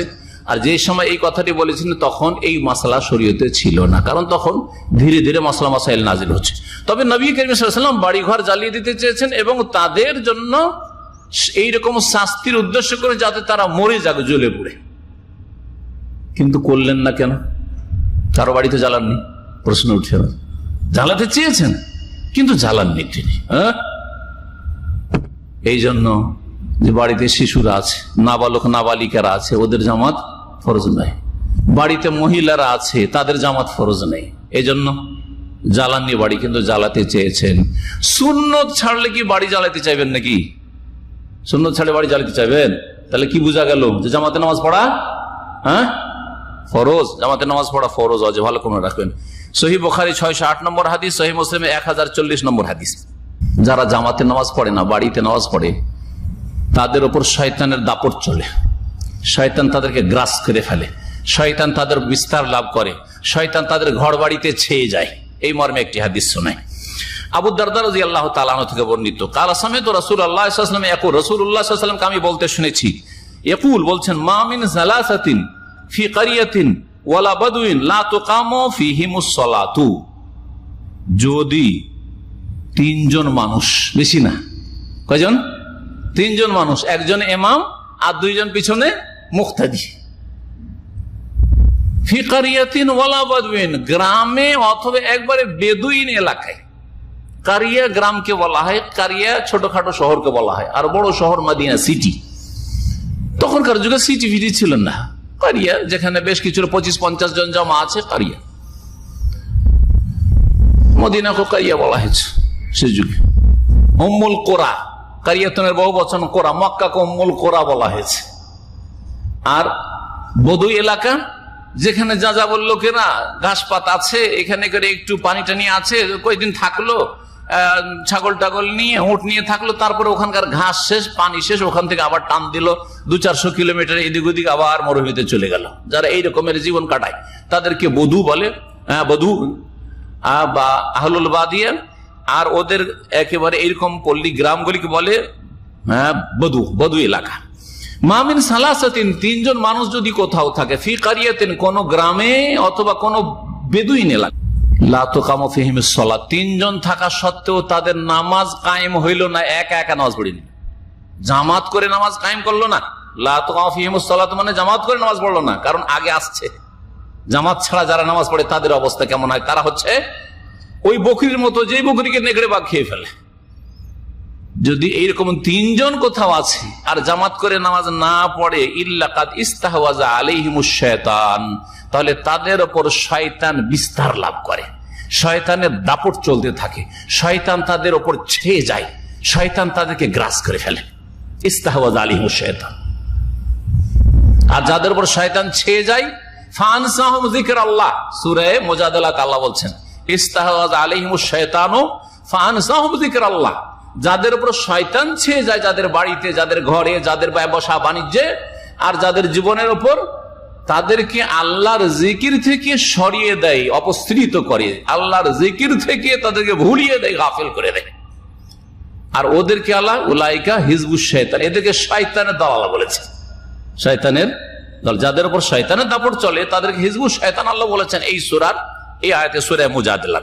বলছিলাম যে শয়তান তাদের উপর ছেয়ে যায়। সুতরাং নবী করিম সাল্লাল্লাহু আলাইহি ওয়াসাল্লাম বলছেন, দেখো যেখানে তোমরা তিনজন আছো, ফাআলাইকা বিল জামাতে, হে মুসলিম জামাত সহকারে নামাজ পড়ো। ফাআলাইকা বিল জামাতে, জামাত সহকারে নামাজ পড়ো। এই জামাত মানে জামাতবদ্ধ জিন্দেগি নয়, কারণ কেউ এইরকম অর্থ করতে পারে। পরে বলছি যে প্রখ্যাত একজন মুহাদ্দিস এই জামাত মানে মসজিদের জামাত, যেই জামাত 5 বার করে করা হয়, সেই তাফসীরটা সেখান থেকে শোনাচ্ছে, যেটা আবু দাউদে রয়েছে, নাসাইতে রয়েছে। ফাআলাইকা বিল জামাতে, সুতরাং হে মুসলিম তোমরা জামাত সহকারে নামাজ পড়ো, কারণ ফাইন্নামা ইয়াকুলু যিবাল কাসিয়াতা, ফাইন্নামা ইয়াকুলু যিবুল কাসিয়াতা, কারণ নেকড়ে বাঘ সেই বকরি ছাগলটাকে খায় যেটা পাল ছাড়া হয়ে যায়। বকরির পালে 50টা 100টা বকরি থাকলে নেকড়ে বাঘ এত ভীত যে ও বকরির পালে ভয়ে ঢুকবে না, বকরির পালের ভিতরে ঢুকবে না। বকরির পালে ঢুকে একটা বকরিকে খেয়ে নিতে পারবে, হ্যাঁ, কিন্তু সাহস করে ঢুকবে না, এত ভয় পায়। কিন্তু যখন দেখবে যে একটা বকরি চড়তে চড়তে পাল ছাড়া হয়ে অন্যদিকে চলে গেছে, তখন ওটার উপরে হামলা করে। এটা হচ্ছে নেকড়ে বাঘের চরিত্র। বলছেন নবী সাল্লাল্লাহু আলাইহি ওয়াসাল্লাম, ফাইন্নামা ইয়াকুলু যিবুল কাসিয়া, নেকড়ে বাঘ সেই ছাগলটাকে খায় যেটা পাল থেকে আলাদা হয়ে যায়, পাল ছাড়া হয়ে যায়। কালা জায়েদা কালা সাইব, ইমাম জায়েদা রাহিমাহুল্লাহ বলছেন যে সাইব বিন ইয়াজিদ প্রখ্যাত তাবী। সাইব বিন ইয়াজিদ ইনি হচ্ছেন আবু হুরায়রা রাদিয়াল্লাহু তাআলা ছাত্র, প্রখ্যাত তাবী।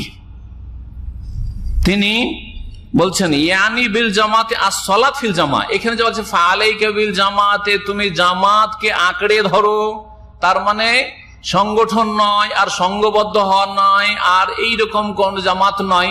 একটা জামাত আছে যেটা হচ্ছে দেশের শাসকের জামাত, দলের জামাত, দেশের দেশদ্রোহিতা না করে জঙ্গিদের মতো, তারপরে সন্ত্রাসীদের মতো যারা দেশে নাশকতামূলক কাজ করে। হ্যাঁ, এই মর্মে অনেক হাদিস রয়েছে, এই মর্মে অনেক হাদিস রয়েছে, কিন্তু এই হাদিসটা হচ্ছে বিশেষভাবে জামাতে নামাজ পড়া সম্পর্কে বলছেন যে এই জামাত মানে বিল জামাতে আস-সালাতু ফিল জামাত, ফাআলাইকা বিল জামাত, জামাতকে আঁকড়ে ধরো মানে জামাতে নামাজ পড়ো, জামাতে নামাজ পড়াকে আঁকড়ে ধরো। আবু দাউদের 460 নম্বর হাদিস, নাসাইর 838 নম্বর হাদিস। এই হাদিস মুসনাদ আহমদে রয়েছে, ইবনে হিব্বানে রয়েছে, মুস্তাদরাকে রয়েছে। আল্লামা আলবানী রাহিমাহুল্লাহ হাদিসটিকে হাসান বলেছেন। তাহলে এই হাদিস দ্বারা কি বোঝা গেল যে যারা জামাতে নামাজ পড়তে যায় না, তাদের বাড়িতে, তাদের পরিবারে, তাদের স্ত্রী ছেলে মেয়ের ওপর কি হয়ে যায়? হ্যাঁ, কি হয়ে যায়? কি শুনলেন? ইল্লা কাদ ইস্তাহাযা আলাইহিম আশ-শায়তান, তাদের উপর ছেয়ে যায়, শয়তানের দাপট চলতে থাকে। চিন্তা করেন, আপনার স্ত্রীর উপর যদি শয়তানের দাপট চলে তো স্ত্রীর চরিত্র খারাপ হবে না? বলেন, স্ত্রীর উপর বান লাগবে না?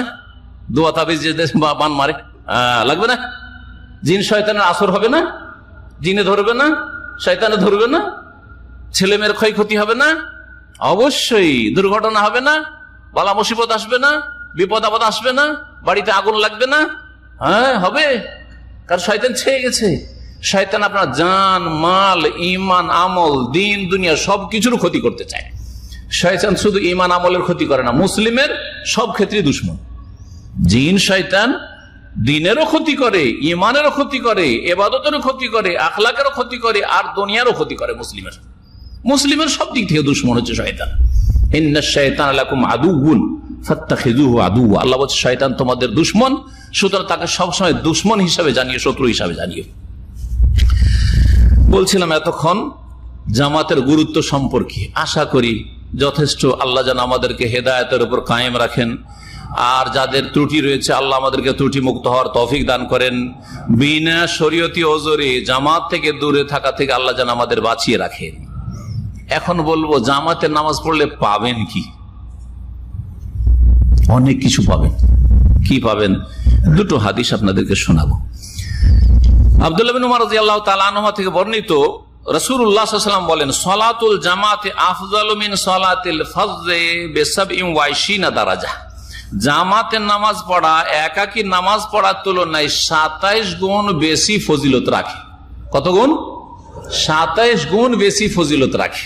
তার মানে জামাত একা নামাজ পড়ে যদি 100 নেকি পান, তাহলে জামাতে নামাজ পড়ে 2700। জামা একা নামাজ পড়ে যদি 1000 নেকি পান, তাহলে জামাতে নামাজ পড়ে 27000। কত?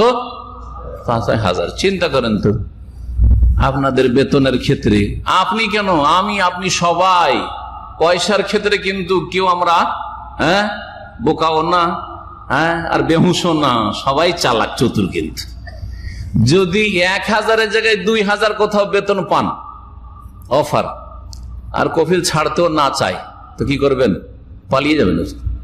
যা 2 বছর এইরকম এর কাছে 1000 রিয়ালের না চাকরি করে 1 বছর চাকরি করবো, 2000 ইনকাম করবো, তো ওখান থেকে টান দিয়ে চলে যাবো। করবেন না? করবেন না? অনেকে করেছেন এক সময় করেছেন এরকম, একটু বেতন বেশি হতে পালিয়ে গেল। হাউস ড্রাইভার, দাম্মামে এক হাউস ড্রাইভার ছিল জাহারানে, খুব সম্ভ্রান্ত ভালো শেখের বাড়িতে, আল্লাহ হেদায়েত করে। ও আমাদের সাথে এক সময় ফ্রি হজ ছিল, মাশাআল্লাহ। হজে পাঠাইলাম, তো ছেলেটা হজে আসলে পাঠিয়ে দিলাম, যাক হাউস ড্রাইভার, গরিব মানুষ। হজে গেল তো হজে যাওয়ার জন্য পাসপোর্ট লাগবে না, ওখানে আমরা পাসপোর্ট তার কাছে চাইনি, যা চেয়েছি তাতে পাসপোর্টের ফটোকপি, একামা ফটোকপি। ও একামাও নিয়ে এনেছে, পাসপোর্টের আসল পাসপোর্টটা কফিলকে বলছে যে ওইখানে ইসলামী সেন্টারে আসল পাসপোর্ট চেয়েছে, পাসপোর্টটা হাসিল করে নিয়েছে। এদিকে পাসপোর্টও তার কাছে আর একামাও তার কাছে। আসার পরে হজ করেছে, ফিরি হজটা করার পরে মেনাতে উঠার সময় গাড়ি যে 13 তারিখে উঠছে, গাড়িতে আর উঠিনি। আমরা খেয়াল করিনি, কে কাকে খেয়াল করে? তখন সবাই তো ক্লান্ত হয়ে ভেঙে পড়েছে, সব কোন রকম করে যাব, তাই না, নাফসি। অত আর খেয়াল করেনি কি আসলো না আসলো। অনেকের আত্মীয় স্বজন আছে, ভাই বেরাদর হজে এসছে, বাপ মা এসছে, থাকবে হয়তো, খেয়ালও করিনি, চলে এসছি। হজ থেকে আসার 1-2 দিন পরে ওই শেখ আমাকে ব্যক্তিগত চেন, আমার নম্বর ওর কাছে আছে, ও টেলিফোন করে দিয়েছে, বলছে যে শেখ তার খুব দোয়া দিয়ে বলছে আমার ওই ড্রাইভারটা আপনাদের সাথে হজে গিয়েছিল, তো ও তো ফিরে আসেনি। আমি বলছি ইন্না লিল্লাহ, ফিরে আসেনি? বলছে না, ফিরে আসেনি। আর ফিরে আসেনি। তারপরে বলছে আমার কাছ থেকে পাসপোর্ট নিয়েছে, আপনি নাকি পাসপোর্ট চেয়েছিলেন। আমি বলি আউযুবিল্লাহ, আমি পাসপোর্টও চাইনি। আসল পাসপোর্ট আর একামা সব নিয়ে চলে গেছে জেদ্দাতে। 2-3 বছর ভালো বেতনে এখানে যাচ্ছিল, মাত্র 200-300 টাকা বেশি পেয়েছে। এখানে মনে হয় 1400-1500 ছিল, ওখানে 1800 না 2000 এইরকম 1500 ছিল, 2500 বেশি মাসে পেয়েছে। চাকরি টাকরি করে ওখান থেকে চলে গেছে।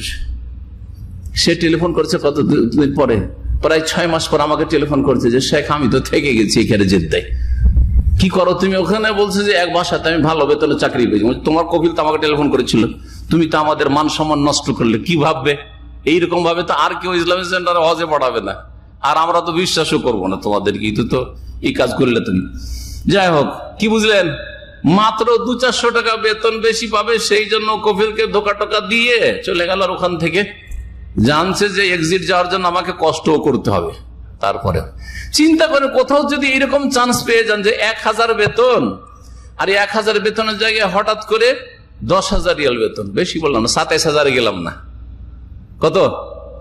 1000 ওয়ালা যদি 10,000 বেতন পেয়ে যান, তো মনে হয় খুশিতে কি যে করবেন আল্লাহ জানে, ঠিক কিনা? মাঝে মাঝে ইসলামিক সেন্টারে অনেকে মিষ্টি খাওয়ায়। কিসের জন্য মিষ্টি খাওয়াচ্ছেন? বলছে যে শেখ বেতন বেড়েছে, যে কত টাকা? বলছে 100 না 150 না 200, মাসে 200 টাকা বা 100 টাকা বেড়েছে, ওতেই মিষ্টি খাওয়াইছেন।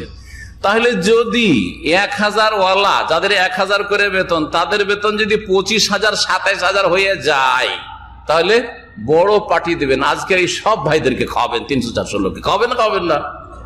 আর দেশেও গোটা গ্রামবাসীকে একটা পার্টি দিয়ে দিবেন যে 1000 রিয়ালে এসেছিলাম টি বয় হিসাবে, আর আমার বেতন এখন 27,000 25,000। হ্যাঁ, আরাম করে অফিসার হয়ে গেছে। জি সুবহানাল্লাহ।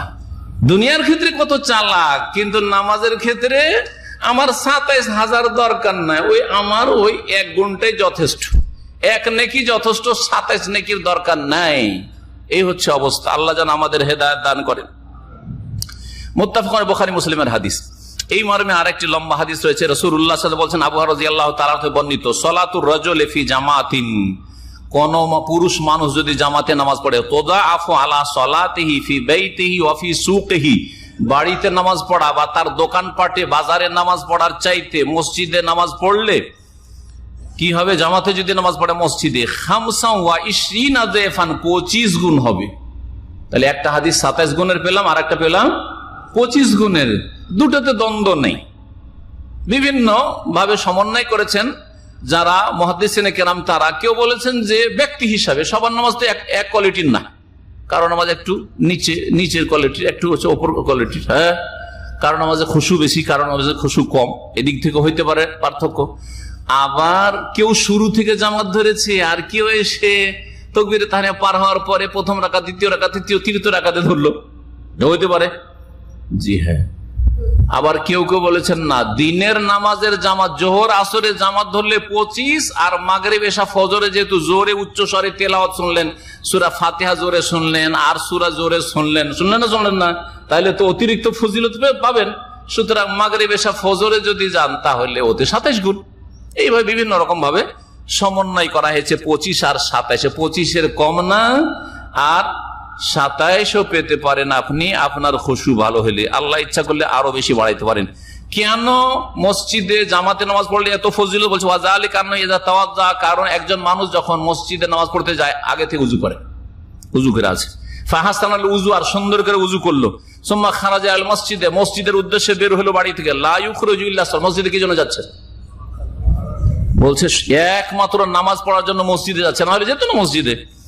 লাম ইয়াখতু খাতুওয়াতান, যে কোনো কদম রাখছে, ধাপ রাখছে, ইল্লা রফিআত লাহু বিহা দারাজা, একটা মর্যাদা উঁচা করা হচ্ছে, একটা সিঁড়ি আল্লাহ উঠিয়ে দিলেন জান্নাতের দিকে।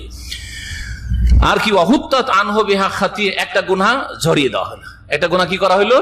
মাফ করে দেওয়া হলো, ঝরিয়ে দেওয়া হলো। ফাইজা সাল্লা, তারপরে যখন নামাজ পড়লো, লাম তাজালিল মালায়েকাতু তুসাল্লি আলাইহি, ফেরেশতারা ওই যে মসজিদে ঢুকেছেন তখন থেকে দোয়া করতে আছে মুসল্লি যারা মসজিদে গেছে তাদের জন্য। মা দামা ফি মুসাল্লাহ, যতক্ষণ পর্যন্ত মুসাল্লায় আছেন, শুরুতে এখনো জামাত শুরু হয়নি, ফেরেশতার দোয়া পাচ্ছেন আপনি। নামাজ পড়া সালাম ফিরা হয়ে গেছে, তারপরেও আমি বসে জিকির আজকার তাসবিহ তাহলিল করব, বসে আছি, মসজিদে বসে আছি, উজুর অবস্থায় বসে আছি, উজু এখনো নষ্ট হয়নি, ফেরেশতারা দোয়া করতেই আছে। তাহলে বোঝা গেল যারা মসজিদে নামাজ পড়তে যায়, নামাজের অপেক্ষায় যতক্ষণ পর্যন্ত থাকে তখন ফেরেশতার দোয়া পায়, আর সালাম ফেরার পরে যতক্ষণ জিকির আজকার করতে থাকে মসজিদে ততক্ষণ পর্যন্ত ফেরেশতার দোয়া পায়, যাদের দোয়া কবুল হয়। মালাম ইহুদেস, যতক্ষণ পর্যন্ত উজু নষ্ট হয় না, তাকুলু, ফেরেশতারা বলতে থাকে, আল্লাহুম্মা সাল্লি আলাইহি, হে আল্লাহ তার উপর রহম করো, আল্লাহুম্মা আরহামহু, তার উপর দয়া করো, ওয়ালা ইয়াজালু ফি সালাতিন, আর তার নামাজ বলেই গণ্য হয়, মানতাজারা সালাতা, যতক্ষণ নামাজের ইন্তিজার, অপেক্ষা করলো। তাহলে 2 রাকাত তাহিয়াতুল মসজিদ পড়ে, বা আপনি জোহরের সুন্নাত পড়ে, অথবা এইরকম ফজরের সুন্নাত পড়ে মসজিদে বসে আছেন, এখন আরো 10-20 মিনিট ইন্তজার করতে হবে, নামাজ শুরু হয়নি। এতক্ষণ বসে থাকলেও নামাজের নেকি পাচ্ছেন আপনি। কিসের নেকি? নামাজের নেকি পাচ্ছেন, যেন নামাজই পড়ছেন আপনি, অথচ নামাজ পড়ছেন না, 2 রাকাত তাহিয়াতুল মসজিদ পড়ে বসে আছেন আপনি। এই ছিল জামাতে নামাজ পড়ার ফজিলত সম্পর্কে হাদিস, মুত্তাফাকুন আলাইহি, বুখারী মুসলিমের হাদিস। আল্লাহ যেন জামাতে নামাজ পড়ার তৌফিক দান করেন এবং আমাদের দিন দুনিয়া আল্লাহ যেন বরকত দান করেন। আর 1-2টি হাদিস শোনাই জামাত সম্পর্কে। উসমান ইবনে আফফান রাদিয়াল্লাহু তাআলা আনহু, কে ছিলেন উসমানকে রাদিয়াল্লাহু আনহু? হ্যাঁ, রাসূলুল্লাহ সাল্লাল্লাহু আলাইহি ওয়াসাল্লামের মেয়ের জামাই। 1 মেয়ের 2 মেয়ের, 2 মেয়ে যাকে দেয় সে কত ভালো মানুষ হতে পারে, চিন্তা করেন বিষয়টা। যাকে 2 মেয়ে দেয় সে কত ভালো মানুষ হইতে পারে, যার মেয়ে আছে ভালো করে বুঝতে পারছেন। একটা মেয়ের বিয়ে দিয়েছেন, তারপরে যদি কোনো জ্বালা যন্ত্রণা নাও করে, কিন্তু অত পছন্দ সহি জামাই না, হ্যাঁ, এর চাইতে ভালো জামাই পাওয়ার সম্ভাবনা আছে, কখনো দ্বিতীয় মেয়ে দিবেন না ওকে, ঠিক কিনা? আরো এর চাইতে ভালো জামাই পাবো তো কেন নেব, ওই বংশে কেন জামাই নেব, একই ঘরে একই বংশে কেন 2টা মেয়ে দেব? মেয়ে মারা গেছে হয়তো, মেয়ে মারার পর সহজে দিতে চাইবে না যদি ভালো জামাই না হয়, ঠিক কিনা? রাসূলুল্লাহ সাল্লাল্লাহু আলাইহি সাল্লামের মেয়ে রুকাইয়া রাদিয়াল্লাহু তাআলা আনহা ইন্তেকাল করলেন বদরের বছর, 2য় হিজরিতে। তারপরে উম্মে কুলসুম রাদিয়াল্লাহু তাআলা আনহার বিয়ে দিলেন, তিনিও ইন্তেকাল করলেন কয়েক বছর পরে নবী করিম সাল্লাল্লাহু আলাইহি ওয়াসাল্লামের জীবদ্দশায়। একমাত্র নবী করিম সাল্লাল্লাহু আলাইহি ওয়াসাল্লামের ইন্তেকালের সময় 4 মেয়ের মধ্যে 1 মেয়ে শুধু বেঁচে ছিলেন, তিনি ফাতেমা রাদিয়াল্লাহু তাআলা আনহা। তিনিও রাসূলুল্লাহ সাল্লাল্লাহু আলাইহি ওয়াসাল্লামের ইন্তেকালের মাত্র 6 মাস পরে ইন্তেকাল করেছেন। অসুস্থ থাকতেন, বাপের ইন্তেকালের পরে এত শোকে ভেঙে পড়েছিলেন যে তিনি সবসময় অসুস্থই থাকতেন। এই কটা মাস যে 6 মাস ছিলেন অসুস্থই থাকতেন। আর তাকে নবী করিম সাল্লাল্লাহু আলাইহি ওয়াসাল্লাম একটা ভবিষ্যৎবাণী কানে কানে করে দিয়েছেন। যখন খুব কান্না করছিলেন, কাঁদতে কাঁদতে হঠাৎ করে হেসে উঠলেন। কে? ফাতেমা রাদিয়াল্লাহু তাআলা আনহা। রাসূলুল্লাহ সাল্লাল্লাহু আলাইহি ওয়াসাল্লাম কথা বলছেন, আর একবার কাঁদলেন, আর একবার হাসলেন। পরে আয়েশা রাদিয়াল্লাহু আনহা জিজ্ঞেস করেছে, আচ্ছা বলো তো, তুমি একবার নবী সাল্লাল্লাহু আলাইহি ওয়াসাল্লাম কানে কানে যখন চুপি সারে কথা বললেন, তুমি কাঁদছিলে প্রথম, দ্বিতীয়বারে কথা বললেন তো হ্যাঁ হাসলে, কেন হাসলে তুমি? প্রথমবার যখন কাঁদলাম, বলছেন ফাতেমা রাদিয়াল্লাহু তাআলা আনহা। মা ফাতেমা বলবেন না, কিন্তু আমাদের দেশের লোকেরা কি বলে? মা ফাতেমা। নবীর মেয়েরা মা, হ্যাঁ, তো নবীর স্ত্রীকে আল্লাহ তো কোরআনে বলছেন সূরা আহজাব, ওয়াজওয়াজুহু উম্মাত, নবীর বিবিরা তোমাদের মা, নবীর বিবিরা তোমাদের মা। তো ফাতেমা রাদিয়াল্লাহু তাআলা মায়ের নাম কি? কি? খাদিজা রাদিয়াল্লাহু তাআলা, নবী সাল্লাল্লাহু আলাইহি ওয়াসাল্লামের বড় স্ত্রী, তিনি আমাদের মা, ঠিক না? কোরআনে আল্লাহ বলেছেন। তাহলে খাদিজা যদি আপনার আমার মা হয়, তাহলে তার মেয়ে ফাতেমা আবার মা ফাতেমা কি করে হইল?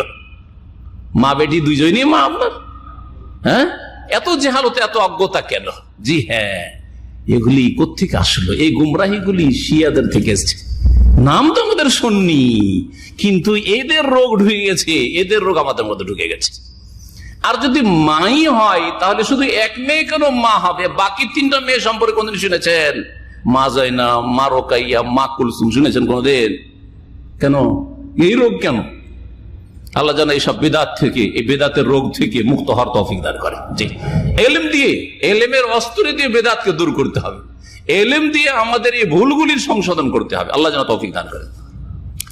বলছিলাম, উসমান রাদিয়াল্লাহু তাআলা বলছেন, সামি'তু রাসূলুল্লাহ সাল্লাল্লাহু আলাইহি ওয়াসাল্লাম, আমি রাসূলুল্লাহ সাল্লাল্লাহু আলাইহি ওয়াসাল্লামকে বলতে শুনেছি, ইয়াকুল মান সাল্লাল ইশা ফি জামাতিন, এশার নামাজ যদি জামাতে নামাজ পড়ে। জামাতের ফজিলত বললাম, কারণ এশার সময় একটু ভারী লাগে, অন্ধকারে, হ্যাঁ, অলসতা লাগে, সারাদিন কাজ করে এসছেন, গাফিলতি, নামাজ পড়ে তাড়াতাড়ি শুয়ে যায়, ঘুম চাপছে বা কিছু গ্রামে গঞ্জে। আর ফজর নামাজে একটু গাফিলতি লাগে, আসলেও কাউকে কাউকে লাগে। এই নামাজগুলো এর জন্য বেশি গুরুত্ব রয়েছে, কারণ এগুলো যারা ঠিক করে নিবে, বাকি নামাজ ঠিক করে নিবে। যেই ব্যক্তি জামাতে এশার নামাজ পড়লো, ফাকান্নামা কামা নিসফাল লাইলি, এশার নামাজ যদি জামাতে পড়েন, তাহলে অর্ধেক রাত তাহাজ্জুদ পড়ার নেকি পেলেন। জীবনেও তো তাহাজ্জুদ অর্ধেক রাত পড়তে পারবেন না, 1 ঘন্টাও জীবনে তাহাজ্জুদ পড়তে পারলেন না, অনেকে আধা ঘন্টাও তাহাজ্জুদ পড়তে পারলেন না, শুধু এশার নামাজ জামাতে পড়ে চলে আসলেন, তাহলে কি পেয়ে গেলেন বলেন? অর্ধেক রাত, মাগরিব থেকে নিয়ে ফজর। আজকাল মাগরিব হয়ে যাচ্ছে 5টার আগে, ধরেন 5টা ধরলাম এদিকে, আর ফজরও কাছাকাছি 5টা, তাহলে 12 ঘন্টা, 12 ঘন্টার মধ্যে 6 ঘন্টা তাহাজ্জুদ পড়ার নেকি পেলেন। কিসের মাধ্যমে? এশার নামাজ জামাতে নামাজ পড়লে কত বেনিফিট চিন্তা করেন। 6 ঘন্টা তাহাজ্জুদের নেকি পেয়ে গেলেন। ওমান সাল্লা সুবহা ফি জামাতিন, আর যদি ফজরের নামাজ জামাতে নামাজ পড়তে পারেন, ফজরের নামাজটা জামাতে পড়তে পারেন, ফাকান্নামা সাল্লাল লাইলা কুল্লাহ, তাহলে জানো সেই ব্যক্তি সারা রাত তাহাজ্জুদের নামাজ পড়ল। 12 ঘন্টা, আজকাল বড় রাতে 12 ঘন্টা তাহাজ্জুদের নেকি। ফজর নামাজ যদি জামাতে নামাজ পড়েন, আল্লাহ যেন তৌফিক দান করেন। যেমন তেমন কথা না, যেই লোক ফজরে যাচ্ছে সে যে আল্লাহর কাছে কত প্রিয়, সারা রাত তাহাজ্জুদ পড়ার সওয়াব পেল, অথচ এশা পড়ে গিয়ে শুয়েছে আর ফজরের আজানে উঠেছে, ওযু করে মসজিদে গেছে, তারপরেও সারা রাতের নেকি পেয়ে গেল। ফজর দিয়ে সারা রাত আর এশা দিয়ে অর্ধেক, তাহলে 1.5 রাতের নেকি। 1.5 রাত, দুটোকে মিলালে 1.5 রাত, 6 আর 12, 18 ঘন্টা তাহাজ্জুদ পড়ার নেকি পাচ্ছেন এশা আর ফজর পড়লে। আল্লাহ যেন আমাদেরকে তৌফিক দান করে। আর জামাতে নামাজ পড়তে যদি ভারী লাগে, হ্যাঁ, জামাতে নামাজ পড়তে যদি ভারী লাগে, তো এটা কিসের লক্ষণ? হ্যাঁ, মুনাফিকির লক্ষণ। মুনাফিকি বলে ভয় লাগে না আমাদেরকে। মুশকিলটা হচ্ছে যে ওমর রাদিয়াল্লাহু তাআলা মুনাফিকিকে ভয় করতেন, বারবার করে হুযায়ফাকে জিজ্ঞাসা করতেন, হুযায়ফা তোমাকে তো গোপন অনেক কথাই বলেছেন রাসূলুল্লাহ সাল্লাল্লাহু আলাইহি ওয়াসাল্লাম, হাল আদানি রাসূলুল্লাহ মিনাল মুনাফিকিন, আমাকে কি ওই যে নাম ধরে ধরে তোমাকে বলেছেন এই লোকগুলি মুনাফিক, আমার নামটা কি ও মুনাফিকদের লিস্টে আছে নাকি? খুব ভয় লাগে আমাকে জাহান্নাম বলে, যে মুনাফিক জাহান্নামের সবচেয়ে নিম্ন স্তরে থাকবে, তো আমার নামটা কি ওতে আছে নাকি, একটু বলো তো। হুযায়ফা রাদিয়াল্লাহু বললেন যে দেখেন, আলহামদুলিল্লাহ আপনার নাম মুনাফিকদের লিস্টে নেই, তবে আর কেউ জিজ্ঞেস করলে আমি বলবো না, আপনার কথা আমি বললাম, কিন্তু আর কাউকে বলবো না এসব কথা। আর আমাদেরকে কোনো ভয় লাগে না। যারা জামাত সম্পর্কে অবহেলা করছেন এটা যে মুনাফিকি, এই মুনাফিকি বলে আমাদের ভয়ই নেই। আবু রাদিয়াল্লাহু তাআলা আনহু বর্ণিত কালা রাসূলুল্লাহ সাল্লাল্লাহু আলাইহি ওয়াসাল্লাম লাইসা সালাতুন আসকালু আলাল মুনাফিকিনা মিন সালাতিল ফজর ওয়াল ইশা। মুনাফিকদের উপর ফজর আর ইশার চাইতে ভারী নামাজ কিছু নেই। ফজরে আসতে ভারী লাগে, ইশাতে আসতে ভারী লাগে কাকে? মুনাফিক কি। ওয়ালাউ ইয়ালামুনা মা ফিহিমা, তারা যদি জানতো যে এতে কত গুনাহগুণ আছে, কত উপকারিতা আছে, কত দিন দুনিয়ার ফজিলত লাভ আছে, লা আতাউহুমা ওয়ালাউ হাবওয়ান, তাহলে হামাগুড়ি দিয়ে হলেও তারা আসত। হাঁটতে পারে না, অক্ষম, খোড়া মানুষ, 2 পায়ের খোড়া, চলতে পারে না, হামাগুড়ি দিয়ে কোন রকম করে, ছোট বাচ্চা যেমন দাঁড়াবার আগে কি করে হামাগুড়ি দিয়ে চলাফেরা করে উঠানে বাড়িতে, ওই রকম হামাগুড়ি দিয়ে মসজিদে হাজির হইতো যদি জানতো যে কত যে ফজিলত আর কত যে লাভ আছে জামাতে নামাজ পড়লে, এশা এবং ফজর। আল্লাহ যেন আমাদেরকে জামাতে নামাজ পড়া তৌফিক দান করেন আর মুনাফিকি মুক্ত হওয়ার তৌফিক দান করেন। যারা নামাজ পড়তে জামাতে আসে তাদেরকে নবী করিম সাল্লাল্লাহু আলাইহি ওয়াসাল্লাম সুসংবাদ দিতে বলেছেন জান্নাতের। সুসংবাদ দিতে বলেছেন কিসের? জান্নাতের, এবং জান্নাতের নূরের। জান্নাতে যাওয়ার জন্য রাস্তায় নূর, আলো হয়ে যাবে, মুনাফিকদের রাস্তা অন্ধকার হয়ে যাবে। সূরা হাদিদে আল্লাহ বলেছেন। পক্ষান্তরে যারা জামাতের নামাজ পড়তে আসে তাদের রাস্তা, জান্নাতের রাস্তায় এত লাইটিং থাকবে যে জান্নাতের রাস্তায় যেতে কোন রকম তার পেরেশানি হবে না। তিরমিজিতে এই হাদিসটি রয়েছে, বুরায়দা রাদিয়াল্লাহু তাআলা আনহু বর্ণিত, রাসূলুল্লাহ সাল্লাল্লাহু আলাইহি ওয়াসাল্লাম বলেন, বাশশিরিল মাশাঈনা ফি যুলামি ইলাল মাসাজিদ বিন-নূরি তামি ইয়াউমাল কিয়ামাহ। যারা অন্ধকার রাতে, ফজরের অন্ধকারে, এশার অন্ধকারে, অন্ধকার হয়ে আছে রাস্তাঘাট, হেঁটে মসজিদে জামাতে নামাজ পড়ার জন্য যায়, তাদেরকে কিয়ামতের দিনে পূর্ণ নূরের জ্যোতির সুসংবাদ দিয়ে দাও। তাদের নূর থাকবে। আর মুনাফিকরা যখন অন্ধকারে নিমজ্জিত হয়ে যাবে তখন তারা বলবে যে, হে মুমিন মুসলিম নামাজিরা, আমাদেরকে একটু তোমাদের নূর, একটু লাইট গুলো দাও যাতে আমরাও রাস্তা দেখতে পাই, কারণ আমাদের রাস্তা তো অন্ধকার হয়ে গেল, কিছু আমরা দেখতে পাচ্ছি না। শেষ একটা হাদিস, আব্দুল্লাহ বিন মাসউদ রাদিয়াল্লাহু তাআলা আনহু, প্রখ্যাত সাহাবী, তার বক্তব্য শুনিয়ে শেষ করে দেব। সহিহ মুসলিমে রয়েছে, আবু দাউদে রয়েছে। আব্দুল্লাহ বিন মাসউদ রাদিয়াল্লাহু তাআলা আনহু থেকে বর্ণিত, তিনি বলছেন, এবং তিনি নিজের পক্ষ থেকে মন গড়া কথা বলতে পারেন না, রাসূলুল্লাহ সাল্লাল্লাহু আলাইহি ওয়াসাল্লাম থেকে অবশ্যই তিনি শুনেছেন। যদিও বলেননি যে নবী সাল্লাল্লাহু আলাইহি ওয়াসাল্লাম এই কথাটি বলেছেন, কিন্তু তিনি যে বক্তব্য পেশ করছেন সেটা ওহী ভিত্তিক কথাই হবে। মান সাররাহু আইয়ালকাল্লাহ গাদাম মুসলিমান, কাউকে যদি খুশি লাগে, আনন্দ লাগে, কেউ যদি পছন্দ করে যে আমি আগামী কালকে মানে মওতের সময় আল্লাহর কাছে মুসলিম হয়ে যেন হাজির হইতে পারি, আপনি চান অন্তর থেকে যে আল্লাহর কাছে মুসলিম হয়ে যেন উপস্থিত হইতে পারি, তাহলে কি করতে হবে? কালেমা পড়লি হয়ে যাবে নাকি? মুসলিম ঘরে জন্ম নিলি হয়ে যাবে নাকি? হ্যাঁ, কোরআন খানি করে বক্সেলি হয়ে যাবে নাকি? ইসালে সব করলি হয়ে যাবে নাকি? সবরে সানি করলি হয়ে যাবে নাকি? কুলখানি করতে হবে নাকি? না না, কোনো কাজে আসবে না এগুলো। এসব ভাড়াইটা লোক দিয়ে কোনো কাজ, নিজে আমল করে যেতে হবে, নিজে আমল করে যেতে ভালো করে শোনেন কি করতে হবে। ফালিউহাফিজ আলা হাউলাইস সালাওয়াত, তাহলে এই 5 ওয়াক্ত যে নামাজগুলি, ফরজ নামাজ রয়েছে, এই নামাজগুলির যেন হেফাজত করে। কেউ যদি আগামী কালকে যখন মওত আসবে আল্লাহর সাথে, অথবা আগামী কালকে মানে কিয়ামতের দিনে আল্লাহর সাথে মুসলিম হয়ে সাক্ষাৎ করতে চায়, তাহলে যেন এই নামাজগুলির হেফাজত করে। যখন এই নামাজের জন্য আজান দেওয়া হয়, ডাক দেওয়া হয়, ফাইনাল্লাহ শারা লিনাবিয়িকুম সাল্লাল্লাহু আলাইহি ওয়াসাল্লাম সুনানাল হুদা, কারণ তোমাদের নবী মুহাম্মদ সাল্লাল্লাহু আলাইহি ওয়াসাল্লামের জন্য আল্লাহ রাব্বুল আলামিন হেদায়েতের আদর্শ প্রণয়ন করেছেন, হেদায়েতের আদর্শ। ওয়া ইন্নাহুন্না মিন সুনানিল হুদা, আর এই 5 ওয়াক্ত নামাজ হচ্ছে হেদায়েতের আদর্শ। 5 ওয়াক্ত নামাজ পড়া হচ্ছে হেদায়েত। 5 ওয়াক্ত নামাজ গাফিলতি করা, অবহেলা করা, জামাত ছাড়া হচ্ছে হেদায়েতের বিপরীত, গুমরাহি, পথভ্রষ্টতা। ওয়ালাউ আন্নাকুম সাল্লাইতুম ফি বুয়ুতিকুম, তোমরা যদি নিজের নিজের বাড়িতেই নামাজ পড়ে নাও, কামা ইউসাল্লি হাযাল মুতাখাল্লিফু ফি বাইতিহি, অন্য রিওয়ায়াত কামা ইউসাল্লি হাযাল মুনাফিকু ফি বাইতিহি, যেমন মুনাফিকরা বাড়িতেই নামাজ পড়ে নেয়, যারা অলস তারা বাড়িতে নামাজ পড়ে নেয়।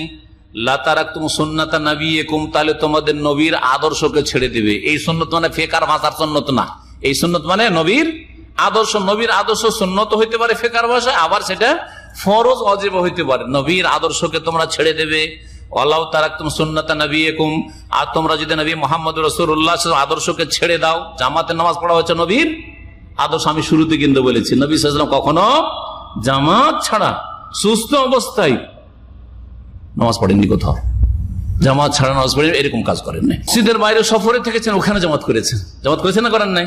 একা একা পড়েন নাই। যদি তোমরা তোমাদের নবীর আদর্শকে ছেড়ে দাও লা দালালতুম, তাহলে তোমরা পথভ্রষ্ট হয়ে যাবে, তোমরা রাস্তা জান্নাতের হারিয়ে ফেলবে, তোমরা গুমরাহ হয়ে যাবে। রাজুলিন ইয়াতাতাহারু, যে কোনো মানুষ যখন উযু করে, পবিত্রতা অর্জন করে, ফায়ুহসিনুত তুহুরা, সুন্দর করে উযু করে, পরিষ্কার পরিচ্ছন্ন হয়, সুম্মা ইয়ামেদু ইলা মাসজিদ মিন হাযিল মাসাজিদ, তারপরে বাড়িতে পড়ে না, মসজিদে উদ্দেশ্য করে যায়, ইল্লা কাতাবাল্লাহু লাহু বিকুল্লি খাতওয়াতিন ইয়াখতুহা হাসানা, প্রত্যেক ধাপে ধাপে আল্লাহ একটা করে নেকি লিখেন। নেকিটা পেলেন, আগের হাদিসে ছিল মর্যাদা উঁচা হয় আর গুনাহ মাফ হয়, একটা করে নেকি হয়। ওয়া ইয়ারফাউ বিহা দারাজা, এবং একটা করে এক এক ধাপে একটা করে দরজা, সিঁড়ি উপরে উঠে মর্যাদা উঁচা হয়। ওয়া ইউহাত্তু আনহু বিহা খাতিয়া, একটা করে গুনাহ মাফ হয়, গুনাহ ঝরে পড়ে। তাহলে তিনটা ফায়দা হলো, এক এক কদমে কি হয়, একটা করে নেকি হলো, একটা মর্যাদা উঁচা হলো, আর একটা গুনাহ ঝরে পড়লো। ট্রিপল ফায়দা, 3 গুণ ফায়দা। পরে বলছেন ওয়ালাকাদ রাআইতুনা ওয়া মা ইয়াতাখাল্লাফু আনহা ইল্লা মুনাফিকুন মালুফুন নিফাক, আমরা নবী করিম সাল্লাল্লাহু আলাইহি ওয়াসাল্লামের জামানায় আমাদের নিজেদেরকে দেখেছি যে কেউ নবী সাল্লাল্লাহু আলাইহি ওয়াসাল্লামের জামাত থেকে পেছনে বাড়িতে থাকতো না, একমাত্র মুনাফিক ছাড়া, যার নেফাক সর্বজন বিদিত, সবাই জানতো যে এরা মুনাফিক, সেজন্য মসজিদে নামাজ পড়তে আসে না। আজকাল মুসলিম মহল্লায়, হ্যাঁ মুসলিম গ্রামে দেখেন কি অবস্থা, মসজিদ বিরান, হ্যাঁ জুমার দিনে মসজিদে জায়গা দেওয়া যায় না, মসজিদের চারিদিকে নামাজ হচ্ছে।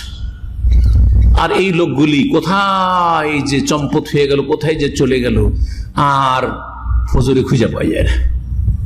জোহরের সংখ্যা কম, আসরে কম, মাগরিবে এর সাথে আরব দেশে তো একটু হয় কিছু, কারণ দোকানপাটে আছে, তখন বেনামাজি আধা নামাজি গুলো হয়তো চলে আসে, কিন্তু খুঁজে পাওয়া যায় না। আসরে কম, হ্যাঁ জোহরে কম, ফজরে একেবারেই কম। যেখানে দেখা যাচ্ছে মাগরিবে 3 কাতার 4 কাতার, ফজরে 1 কাতার হয় না। বলছেন আব্দুল্লাহ ইবনে মাসউদ রাদিয়াল্লাহু তাআলা আনহু যে ওয়ালাকাদ রাআইতুনা, আমরা নিজেদেরকে দেখেছি নবী সাল্লাল্লাহু আলাইহি ওয়াসাল্লামের আমলে, ওয়া মা ইয়াতাখাল্লাফু আনহা ইল্লা মুনাফিকুন মালুমুন নিফাক, এই মসজিদে নববীতে জামাতে নামাজ পড়া থেকে যারা পিছিয়ে থাকতো তারা সবাই মুনাফিক, যাদের মুনাফিকি সবার জানা ছিল। আমরা জানতাম যে এরা মুনাফিক, ইবনে উবাই এর দল, সেই জন্য এরা জামাতে নামাজ পড়তে আসে না। এমন কষ্ট করে মানুষ নামাজ পড়তে আসতো জামাতে। ওয়ালাকাদ কানা রাজুলু ইউতা বিহি, একজন অসুস্থ মানুষকে নিয়ে আসা হয়তো মসজিদে, ইউহাদা বাইনার রাজুলাইন, 2 জনের কাঁধে ভর দিয়ে আনা হইতো, হাত্তা ইউকামা ফিস সাফ, নিয়ে এসে কাতারে দাঁড় করে দেওয়া হইতো। এখনো সৌদি আরবে দেখবেন অনেক বৃদ্ধগুলি আছে, মাশাআল্লাহ, নামাজের ক্ষেত্রে, জামাতের ক্ষেত্রে এদের জন্য হয়তো শরীয়তে ছাড় আছে, তারপরে চলতে পারে না, হাঁটতে পারে না, স্পেশাল মাসে 1000-1500 দিয়ে একটা খাদেম রেখেছে, আমেল মনজিলি রেখেছে, একটা খাদেম রেখেছে বেতন দিয়ে। ওর কাজ হচ্ছে ওকে মসজিদে 5 টাইম নিয়ে আসতে হবে। আমি যেখানে থাকি দেখি বেশ কিছু লোক, ওর খাদেম আছে 5 ওয়াক্ত নামাজে, ওকে ওই ঠেলা গাড়িতে করে, হুইল চেয়ারে করে নিয়ে আসছে, নামাজ পড়ছে, নামাজ পড়ে আবার তাকে নিয়ে যাচ্ছে। পয়সা হয়েছে সেজন্য এইটা, যদি পয়সা না থাকতো, নবী করিম সাল্লাল্লাহু আলাইহি ওয়াসাল্লাম পয়সা ছিল না, সেজন্য 2 জনের কাঁধে ভর দিয়ে, আত্মীয় স্বজন 2 জনের কাঁধে ভর দিয়ে অসুস্থ ব্যক্তি মসজিদে জামাতে নামাজ পড়ার জন্য আসতো, আর তাদেরকে কাতারে দাঁড় করে দেওয়া হয়তো অসুস্থ ব্যক্তিদেরকে। আর একটি বর্ণনায় রয়েছে, যেটা আবু দাউদে রয়েছে, ওয়ালাউ সাল্লাইতুম ফি বুয়ুতিকুম, তোমরা যদি বাড়িতে নামাজ পড়া শুরু করো, তারাকতুম মাসাজিদাকুম, আর মসজিদ তোমরা ছেড়ে দাও, মসজিদে ফজরে আসো না, তারাকতুম সুন্নাতা নবিয়্যিকুম, তাহলে তোমাদের নবী সাল্লাল্লাহু আলাইহি সাল্লামের আদর্শকে তোমরা ছেড়ে দিবে। ওয়ালাউ তারাকতুম সুন্নাতা নবিয়্যিকুম, আর তোমাদের নবীর আদর্শকে যদি ছেড়ে দাও, লা কাফারতুম, তাহলে তোমরা কুফরি করবে। আগের রিওয়ায়াতটা ছিল লা দালালতুম, তোমরা গুমরাহ হয়ে যাবে। গুমরাহ হওয়াটা হচ্ছে আম কথা, কুফরি করা বড় গুমরাহি। আর কুফরি যদি নাও হয়, ভুল করলেন, অন্যায় কাজ করলেন, কাবিরা গুনাহ করলেন, হয়তো মুসলিম আছেন, কাফের নাই, মুনাফিক হননি, কিন্তু সেটা গুমরাহি। তাহলে এইখানে এই হাদিসটা দ্বারা আরো অতিরিক্ত জানতে পারলাম যে জামাতের গুরুত্বই যদি না থাকে, জামাত ছেড়ে দাও যদি বদ অভ্যাসী হয়, যে ফজরে আপনি যান না, ফজরটা বাড়িতেই পড়ে, তাহলে লাকাফারতুম, তোমরা কুফরি করবে। ওয়ালাউ তারাকতুম সুন্নাতা নবী, তাহলে বোঝা গেল এটা ফেকার সুন্নাত আর মুস্তাহাব নয়, বরং নবীর আদর্শকে যদি এই জামাতে নামাজ পড়াকে তোমরা ছেড়ে দাও, লাকাফারতুম, তাহলে তোমরা কুফরি কাজ করবে। হাদিস সহি হাদিস। সুতরাং আল্লাহকে ভয় করুন, পরকাল সম্পর্কে চিন্তা করুন, নামাজের হেফাজত করুন। আল্লাহ যেন 5 ওয়াক্ত নামাজ আমাদেরকে কায়েম করার তৌফিক দান করেন, জামাত সহকারে নামাজ পড়ার তৌফিক দান করেন, ছেলে মেয়েদেরকে নামাজি বানাবার তৌফিক দান করেন, ছেলেরা সাবালক হওয়ার আগে তাদেরকে নামাজের তরবিয়ত দেওয়ার জন্য আল্লাহ তৌফিক দান করেন, ছেলেদেরকে সাথে নিয়ে গিয়ে মসজিদে নামাজ পড়ার জন্য তৌফিক দান করেন। আমাদের ছেলে মেয়ে সকলকে যেন আল্লাহ নামাজি, দিনদার, পরেজগার আল্লাহ বানিয়ে দেন। আল্লাহ যেন তাদের রুজি রোজগারে বরকত দান করেন। যেসব ভাইয়েরা নতুন নতুন এসেছেন, অনেকে কাজ করবো পাননি, আল্লাহ যেন তাদের কাজের ব্যবস্থা করে দেন। অনেক ভাইরা রয়েছেন পুরাতন হইলেও তাদের কাজ নেই অথবা বেতন নেই, আল্লাহ যেন তাদের রুজিতে বরকত দান করেন, বালা মুসিবত দূর করেন, আমাদের সকলের রুজিতে বরকত দান করেন, শরীর স্বাস্থ্যে বরকত দান করেন, পরিবারে বরকত দান করেন, স্ত্রীকে যেন আল্লাহ নেক করেন, ছেলে মেয়ে যেন নেক করেন, আল্লাহ আমাদের দুনিয়া যেন ভালো করেন, আখিরাত যেন ভালো করেন, ভালো আমল করার তৌফিক দান করেন, ফরজ ওয়াজিবের হেফাজতের তৌফিক দান করেন, সুন্নত মুস্তাহাব নফল কাজ বেশি বেশি আদায় করার তৌফিক দান করেন, হারাম নাজায়েজ থেকে, অপছন্দনীয় কথা কাজ থেকে বেঁচে থাকার জন্য আল্লাহ তৌফিক দান করেন। যেসব ভাইরা বিভিন্ন জায়গা থেকে কাছে হোক আর দূরে হোক এসেছেন, আল্লাহ তাদের কদমে কদমে যেন নেকি দান করেন। যে এই দিনের মাহফিলে এসেছেন আর এখান থেকে যদি সামান্য কিছু নিয়ে যেতে পারেন, যে জামাতে আজকে থেকে নামাজটা ঠিক করে যত্নের সাথে পড়বো, তাহলে আমাদের শ্রম মেহনত সার্থক হবে আর আপনারা অনেকেই পাবেন। আর নেকিতে যারা এখানে আপনাদের জন্য সুব্যবস্থা করেছেন মাসিক প্রোগ্রামের এই দাল্লা সানাইতে, তারাও সেই নেকিতে অংশ পাবেন। আল্লাহ যেন সকলের নেকিতে বরকত দান করেন এবং আপনাদের নেক আমল কবুল করেন। যারা এখানে কষ্ট করে হাজির হয়েছেন এবং দীর্ঘ সময় বসে আছেন, আল্লাহ তাদের যেন জাযায়ে খায়ের দান করেন, উত্তম বদলা দান করেন, দুনিয়া আখিরাত ভালো করেন। আল্লাহ যেন রুজিতে বরকত দান করেন, বালা মুসিবত থেকে মুক্ত রাখেন, অসুস্থ ব্যক্তিদেরকে সুস্থ করেন, আর যারা বিপদগ্রস্ত রয়েছেন বিপদ মুক্ত করেন। আল্লাহ রাব্বুল জাহান্নামের আযাব থেকে আমাদেরকে যেন রক্ষা করেন। রব্বানা আতিনা ফিদ দুনিয়া হাসানা ওয়া ফিল আখিরাতি হাসানা ওয়া কিনা আযাবান নার। রব্বানা যালামনা আনফুসানা ওয়া ইল্লাম তাগফির লানা ওয়া তারহামনা লানাকুনান্না মিনাল খাসিরিন। রব্বানা হাব লানা মিন আজওয়াজিনা ওয়া যুররিয়াতিনা কুররাতা আয়ুন ওয়াজআলনা লিল মুত্তাকিনা ইমামা। সুবহান রাব্বিকা রাব্বিল ইজ্জাতি আম্মা ইয়াসিফুন ওয়া সালামুন আলাল মুরসালিন ওয়ালহামদুলিল্লাহি রাব্বিল আলামিন। আমাদের সোহাগ ভাইয়ের আব্বা ইন্তেকাল করেছে হঠাৎ করে হার্ট অ্যাটাক করে। আর আমাদের একনিষ্ঠ ভাই মাশাআল্লাহ দাওয়াতি কাজে, দিনের কাজে, যেন আল্লাহ তার আব্বার উপর রহম করেন, তার রুহের মার্জনা করেন এবং তার গুনাহ খাতা যেন মাফ করে দেন।